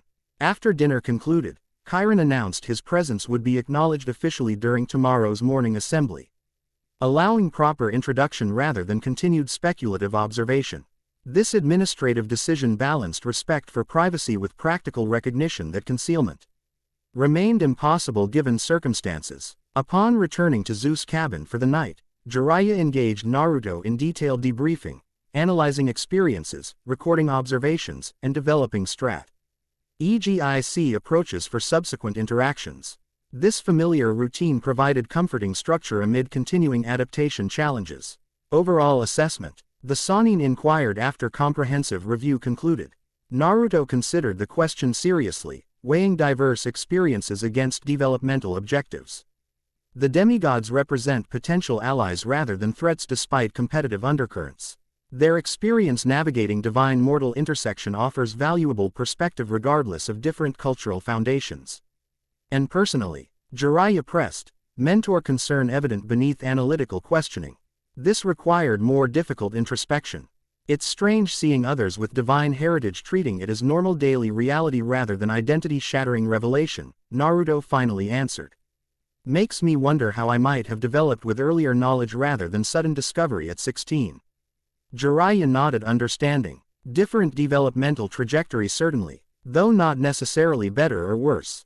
Early knowledge creates different challenges, expectations, pressure, potential arrogance regarding divine connection. I've seen some of that already, Naruto acknowledged, recalling certain demigods whose behavior suggested entitlement based on Olympic parentage. Though others seem completely grounded despite their heritage. Balance that serves you well, Jiraiya observed with approving assessment. 16 years developing human identity and values before confronting divine heritage provides solid foundation for integra. Tion without overwhelming your established character. This perspective offered meaningful reframing of circumstances Naruto had initially perceived as abandonment. Perhaps Artemis had recognized benefits in allowing human development before divine revelation, strategic decision serving his well-being rather than convenient detachment. With this moderately comforting possibility, Naruto finally succumbed to accumulated fatigue from interdimensional travel, intensive training, and psychological processing. Sleep claimed him with unusual swiftness, lunar energy apparently facilitating recovery beyond normal physiological processes. Dreams followed unusual patterns, neither standard subconscious processing nor Nine Tails influenced disturbance, but something between normal vision and divine communication. Silver forests where moonlight moved with liquid properties. Animals possessing human intelligence observing from shadowed positions. A female figure with auburn hair visible only in peripheral awareness. Never directly observable despite dream self's repeated attempts to face her directly. He woke before dawn, body refreshed beyond normal rest duration would explain. Outside, morning light created optimal illumination conditions, neither full darkness nor direct sunlight, but transitional period where both lunar and solar influence maintained balanced presence. Perfect conditions for archery assessment with Apollo's children. Naruto dressed in clothing combining functionality from both worlds, shinobi tactical pants offering optimal movement, camp half-blood t-shirt acknowledging current context. Weapon holsters positioned for accessibility without aggressive display. The integrated approach symbolized developing identity incorporation rather than conflict between heritage aspects. At the archery range, he found not just Apollo cabin representatives but substantial spectator presence gathered with casual morning routines barely disguising obvious interest in the upcoming evaluation. Will Solace stood center position among his siblings, golden bow slung casually across shoulders with professional competence rather than dramatic display. Good morning, the Head counselor greeted with healer's perceptiveness, immediately noting Naruto's unusually refreshed condition despite minimal rest opportunity. I see lunar energy facilitates accelerated recovery. Interesting physiological advantage over standard demigod healing progression. The observation demonstrated medical training beyond tactical assessment, genuinely useful information regarding Naruto's developing capabilities rather than merely competitive evaluation. Apparently, Naruto acknowledged, appreciating the professional approach over potential antagonism. Though everything's still developing inconsistently. Some abilities manifest spontaneously while others require deliberate activation. Will nodded understanding. Standard developmental pattern for newly identified demigods, though. Accelerated in your case given direct divine parentage rather than distant ancestry. He gestured toward racks containing diverse bow styles. We've prepared various options to determine optimal compatibility. Preference for traditional or compound construction. The question revealed both technical knowledge and diplomatic consideration, allowing participant input rather than imposing standardized evaluation parameters. Traditional seems appropriate for initial assessment, Naruto responded, recognizing symbolic significance beyond practical considerations. Testing inherited archery cap. Ability with equipment stylistically aligned with Artemis's preferences demonstrated respect for both maternal heritage and host cabin's domain expertise. Will selected silver-limbed recurve bow from available options. Not ostentatious display piece but functional weapon balanced for performance rather than appearance. Mid-draw weight with adjustable tension. Start with standard positioning, then modify based on intuitive comfort. The instruction followed proper training protocol despite evaluation context, prioritizing participant success over artificial challenge parameters. This approach suggested genuine interest in accurate capability assessment rather than designed failure opportunity, improving Naruto's assessment of Apollo Cabin's motivations. As he accepted the weapon, unexpected connection formed immediately. Unlike unfamiliar equipment requiring adaptation period, the bow settled into his grip with instinctive rightness transcending conscious positioning. His fingers found optimal string tension without deliberate measurement, body automatically adjusting stance for proper alignment. Will observed this natural positioning with clinical interest. Inherited muscle memory activation. Your body remembers what your conscious mind never learned. The assessment matched Naruto's internal experience perfectly, knowledge manifesting without learning process, capability E. Merging fully formed rather than developing through progressive practice. Standard evaluation begins with stationary targets at increasing distances, Will explained, gesturing toward range configure. Ed with traditional bullseye targets positioned at intervals from 20 to 100 meters. 3 arrows per distance to establish baseline accuracy before introducing movement variables. The structured approach provided comfortable parameter definition without overwhelming complexity. Naruto nocked first arrow with surprising confidence given his complete lack of formal archery training, allowing inherited capability to guide physical execution rather than imposing conscious direction. His release followed perfect technical execution, tension, alignment, follow-through demonstrating that would require years of dedicated practice to develop conventionally. The arrow struck center target with precision that elicited murmurs from observing Apollo campers. Beginner's luck, Naruto questioned with genuine uncertainty. The experience feeling simultaneously foreign and familiar, like remembering something he'd never actually learned. Divine inheritance, Will corrected with professional assessment overriding potential competitive response. Archery represents fundamental domain shared between Artemis and Apollo, manifesting as inherent capability rather than learned skill. Subsequent arrows confirmed this evaluation, each finding target center with consistency transcending statistical probability. As distance increased, subtle adaptations occurred automatically, minor stance adjustments. Fractionally modified release timing, infinitesimal targeting recalibration accounting for environmental variables. By evaluation conclusion, even distant targets presented minimal challenge. Arrows clustering with proximity suggesting mechanical placement rather than human variation. The Apollo campers observed with expressions ranging from professional appreciation to competitive reassessment of relative capability hierarchies. Impressive baseline, Will concluded with admirable professional objectivity despite obvious implications for established skill rankings within camp. particularly without formal training or conscious technique application. Next phase would typically involve moving targets, but his explanation interrupted as golden light suddenly intensified around the archery range. Not gradual illumination from rising sun but concentrated divine energy manifesting with deliberate presence. The light coalesced into humanoid form, resolving into Apollo's perfect features arranged in expression combining scientific curiosity with familial assessment. Well, the god observed with calculated casualness belying obvious staged entrance. The prodigy demonstrates inherited aptitude. How charmingly predictable. Camp residents immediately adopted appropriate respectful postures, not abject submission but acknowledged deference to divine presence. Naruto maintained neutral positioning, neither confrontational nor subordinate, following diplomatic protocols established during archive education. Lord Apollo will acknowledged with practic ed formality suggesting regular interaction rather than unprecedented visitation. We're conducting standard capability assessment for new arrival. Standard assessment, Apollo repeated with theatrical consideration. For my sister's supposedly impossible offspring. Yes, completely routine procedure requiring my personal observation. The sarcastic delivery contained multiple layers, acknowledging staged pretext while simultaneously establishing dominance positioning through direct intervention. By appearing personally rather than receiving reported results, Apollo demonstrated both interest level and authority assertion. His perfect gaze shifted to Naruto directly, divine perception evidently perceiving beyond physical appearance to underlying energy composition. Adequate form, Thog. Lacking artistic expression archery should properly embody. Technical proficiency without philosophical appreciation. His assessment carried deliberate diminishment despite acknowledged capability. Inherited mechanics without understanding underlying principles. The critique represented obvious challenge beyond technical evaluation, questioning not just skill execution but fundamental comprehension of shared divine domain.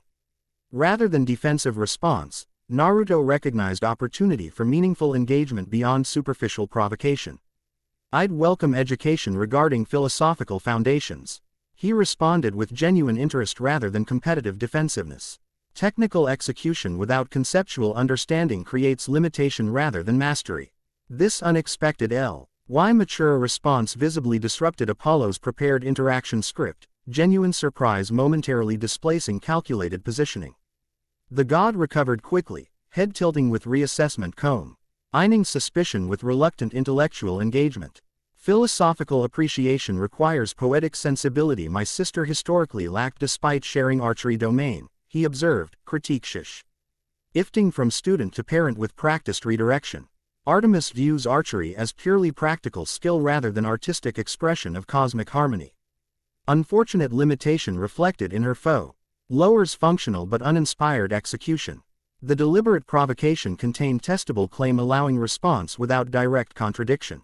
The hunters of observed demonstrate significant stylistic variation despite standardized training, Naruto noted, recalling Talia's distinctive technique compared to other hunters.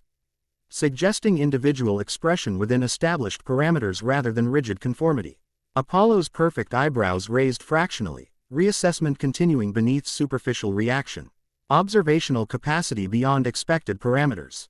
Interesting. He circled Naruto with analytical intensity transcending normal physical assessment. Tell me, nephew, has anyone explained exactly why your existence creates unprecedented cosmic disruption? The question's directness surprised assembled demigods, conventional diplomatic approaches abandoned for unexpected confrontational transparency. Naruto maintained composed response despite internal recognition of conversation's critical significance. Beyond breaking Artemis's eternal vow of virginity, specific cosmic implications haven't been fully explained, he acknowledged with appropriate honesty rather than pretended comprehension. Apollo's laugh carried genuine amusement rather than theatrical display. Of course they haven't, because full disclosure would require acknowledging fundamental contradictions within Olympic power structures that senior council members prefer remaining theoretically abstract rather than practically demonstrated. This cryptic explanation raised more questions than it answered. But before Naruto could request clarification, Apollo's mood shifted with divine immediacy transcending normal emotional transitions. Enough preliminary assessment, he declared with sudden decisive authority. If we're evaluating inherited capabilities, let's establish meaningful parameters rather than these children's exercises. With casual gesture, the god transformed the archery range completely, targets vanishing, terrain reconfiguring into complex three-dimensional challenge environment combining obstacle course with strategic positioning requirements. Golden Light Co. Structed moving target projections following unpredictable patterns at varying speeds and trajectories. 3 challenges, Apollo announced to stunned observers. Completion demonstrates minimum coup. Alification for acknowledging shared domain inheritance rather than coincidental physical mimicry. The god materialized golden bow that shifted forms continuously, recurve becoming compound becoming. Crossbow in flowing transformation suggesting all archery manifestations simultaneously. From this weapon, he fired 3 arrows of pure light that embedded themselves at different positions throughout the reconfigured range. First arrow represents precision, striking exactly 17 moving targets within 60 seconds without single miss. He gestured toward furthest light construct. Second D. Demonstrates perception, identifying and eliminating camouflaged threat objects while avoiding civilian constructs. His expression hardened with genuine seriousness beneath theatrical presentation. THIRD challenges purpose, understanding when not to shoot despite perfect targeting opportunity. The comprehensive evaluation transcended simple skill measurement, testing fundamental aspects of archer. Why is philosophical domain rather than mechanical execution?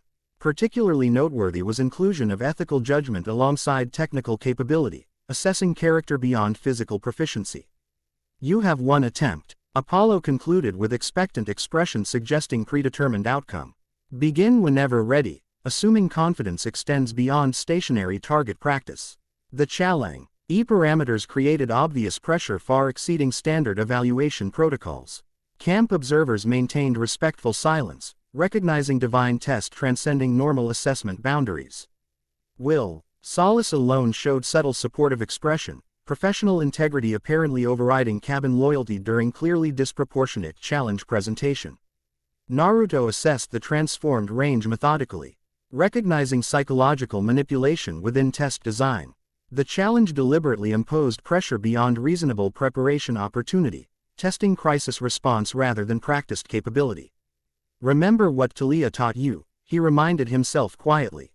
Connection rather than conquest, conversation rather than control. With this mental recalibration, he knocked Ilver arrow provided alongside traditional bow, closing eyes momentarily to establish optimal mental state. Unlike chakra techniques requiring specific concentration forms, lunar energy responded best to calm recognition rather than forced manifestation. When his eyes reopened, perception had shifted subtly, moving targets leaving silver trails showing projected trajectories, environmental feature. Highlighting optimal positioning through increased reflectivity, timing patterns emerging as rhythmic pulses rather than random movement. Without conscious decision, his body moved into starting position, bow raised, arrow nocked. Awareness expanded beyond normal parameters to encompass entire challenge environment simultaneously.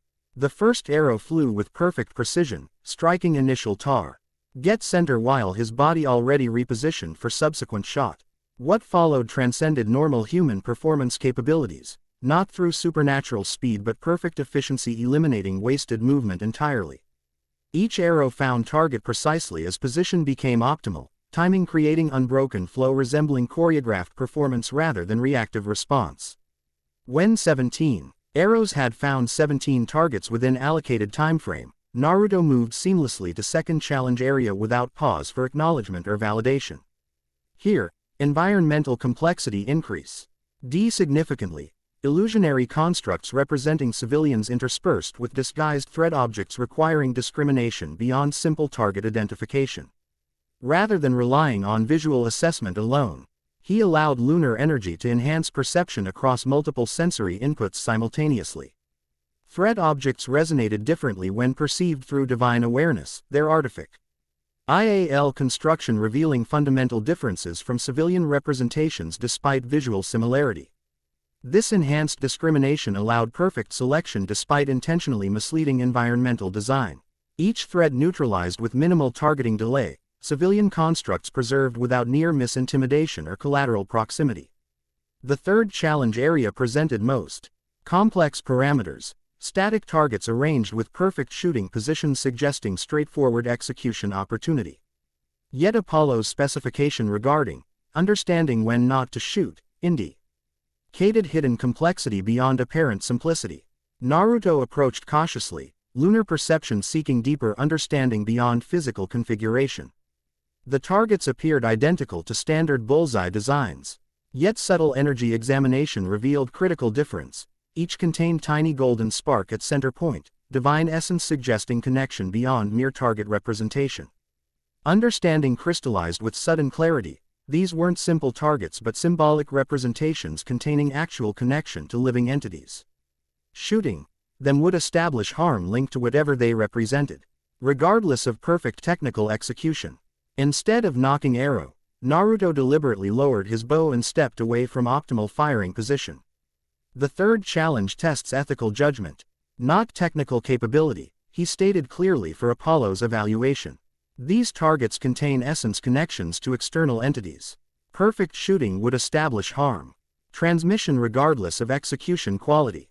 Apollo's expression revealed complex calculation beneath superficial reaction, surprise, reassessment, and something resembling reluctant approval combine. Ingen divine features not designed for emotional transparency. Well, the god finally responded, golden light returning archery range to normal configuration with casual gesture. Perhaps my sister's impossible offspring demonstrates understanding beyond inherited mechanical execution after all. The backhanded acknowledgement contained more genuine validation than immediately apparent, recognite. Ion of ethical discernment beyond physical capability, characteristic Apollo historically valued despite competitive positioning with his sister. 3 challenges completed successfully, the god continued, addressing assembled observers as much as participant directly. Minimum qualification for domain inheritance acknowledgement achieved, though considerable development remains before mastery discussion becomes relevant. This public declaration established important precedent beyond immediate evaluation context, official divine acknowledgement of legitimate domain inheritance rather than merely biological connection. For camp social hierarchy and broader Olympic politics, this distinction carried significant implications regarding Naruto's status among demigod community. With theatrical timing precision, Apollo began fading from physical manifestation, golden light dispersing gradually rather than instant departure. Inform my sister, he instructed as his form became increasingly transparent. That her son demonstrates potential worth nurturing, despite unfortunate circumstances surrounding his creation. The qualified endorsement represented significant diplomatic advancement. Beyond previous abomination designation. Before disappearing completely, Apollo added final comment directed specifically toward Naruto rather than general audience. The council convenes at moonrise. Your mother advocates your case with characteristic stubborn determination. Outcomes remain uncertain. With this cryptic warning delivered, the god vanished completely, leaving assembled camp. Processing unprecedented interaction with appropriate reverence and immediate conversational analysis once divine presence fully departed. Will approached Naruto with genuine professional respect, overriding potential competitive response. Congratulations, he offered without reservation. Apollo's personal evaluation represents significant honor regardless of obvious familial complications. His acknowledgement establishes legitimate domain inheritance recognition beyond biological connection. The distinction's importance registered clearly, moving Naruto's status from mere curiosity to a knowledge participant in shared divine legacy.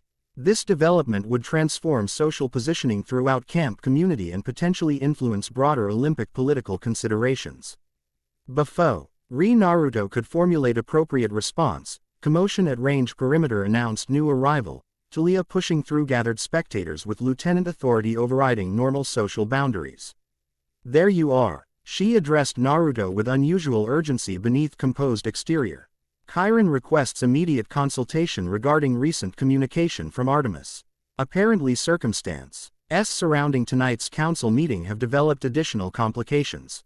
The announcement shifted atmosphere immediately, Apollo's testing scenario replaced by practical diplomatic concerns requiring immediate attention. Naruto exchanged respectful acknowledgement with Will before departing, the head counselor's expression suggesting understanding regarding priority adjustment. As they ved toward Big House Administrative Center, Talia provided contextual briefing in efficient lieutenant style. Olympic Council politics have intensified following preliminary discussion of your status. Certain factions advocate immediate intervention regarding potential threat to interdimensional boundaries your existence potentially represents. Meaning, Naruto prompted, recognizing diplomacy. See language obscuring more direct assessment. Meaning some council members consider you dangerous enough to warrant permanent neutralization rather than monitoring and integration, she clarified with blunt honesty contrasting with previous careful phrasing.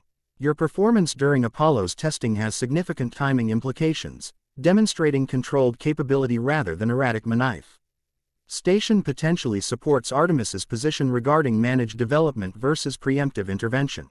This sobering explanation recontextualized Apollo's seemingly spontaneous evaluation as potentially calculated political maneuver rather than merely familial assessment. If demonstrating controlled capability improved Artemis's negotiating position regarding his continued existence, the test represented surprisingly supportive intervention despite superficial challenge presentation. Upon reaching the big house, they found Chiron engaged in communication beyond conventional methods, a shimmering silver projection displaying moonlit forest scene where hunting wolves moved with coordinated purpose beyond normal animal behavior. The centaur gestured them forward with urgency transcending normal administrative composure. Good, you're here, he acknowledged, indicating the projection. Lady Artemis sends updated instructions regarding tonight's meeting. Circumstances require modification to previously established protocols.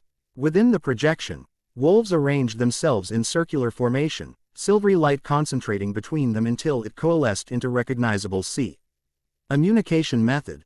Not direct divine manifestation but representative symbolic transmission. The largest wolf stepped forward, eyes conveying intelligence beyond animal capacity despite physical form. The council divides regarding appropriate response, came Artemis's voice from the wolf's presence, communication method allowing information transfer without direct divine manifestation. Traditi. Onal faction advocates immediate neutralization given unprecedented nature of boundary violation. Progressive elements support observation and controlled integration pending demonstrated stability. The diplomatic phrasing barely concealed concerning implications, neutralization, representing euphemistic description for elimination rather than merely power restriction. Naruto processed this information with appropriate gravity, recognizing existential threat beneath political positioning. Apollo's unexpected support improves our negotiating position, the communication continued, surprising listeners with acknowledgement of brotherly assistance despite known competitive relationship.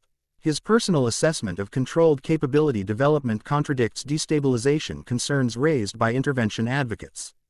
This confirmation aligned with Talia's earlier analysis, the archery evaluation serving strategic political purpose beyond surface challenge presentation. Apollo's seaman, Gly antagonistic approach contained subtle supportive elements potentially critical for Artemis's council positioning. However, the communication added with ominous tone shift, interdimensional security concerns have intensified following detection of unauthorized boundary crossing between Olympic territory and Shinobi realm. Evidence suggests deliberate exploitation of weakened threshold points for purposes connected to forbidden knowledge transfer. The wolf's eyes focused on Naruto specifically, conveying Artemis's direct address despite symbolic communication method. Your world faces potential threat beyond Olympic political considerations. Intelligence indicates Shinobi criminal organization attempting to capture minor deity for experimentation purposes. This unexpected development shifted contextual framework completely. Personal status negotiations suddenly secondary to active interdimensional security threat. Naruto exchanged alarmed glance with Jiraiya, who had joined him midway through communication receipt. Which organization? The Sannin questioned with immediate tactical focus. Entity identifying as Orochimaru, leading specialized team with documented boundary manipulation capabilities. Came the response, confirming worst-case assessment. Target appears to be minor river deity maintaining watershed boundaries near land of river's territory. The tactical implications expanded exponentially. Orochimaru's documented interest in immortality and power acquisition made divine capture logical progression of his previous experimentation patterns. 6a.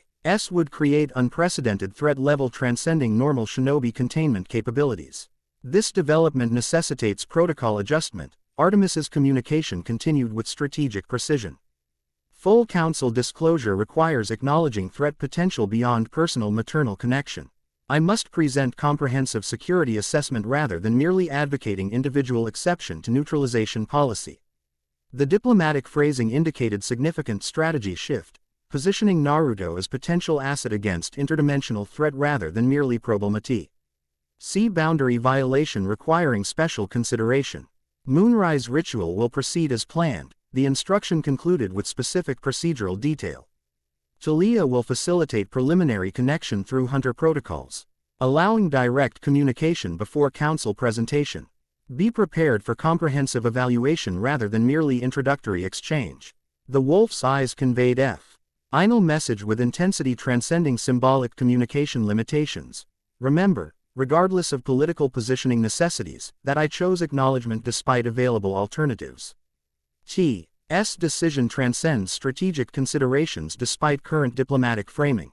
With this personal assurance delivered, the projection dissolved, silver light dispersing into ambient environment rather than merely deactivating. The communication method itself demonstrated considerable power expenditure, suggesting importance level transcending normal administrative notification. Well, Jiraiya observed into subsequent silence. Interdimensional politics just became considerably more complicated. Orochimaru attempting deity capture creates unprecedented threat classification requiring cooperative response beyond standard diplomatic positioning. Chiron nodded grave agreement. Olympic security protocols mandate immediate defensive mobilization when unauthorized capture attempts target Pantheon members. Regardless of specific deity's hierarchical position, even minor river spirits fall under collective protection parameters during external threat scenarios. The end. I hope you enjoyed this episode. Remember to subscribe and like this video. See you in the next video.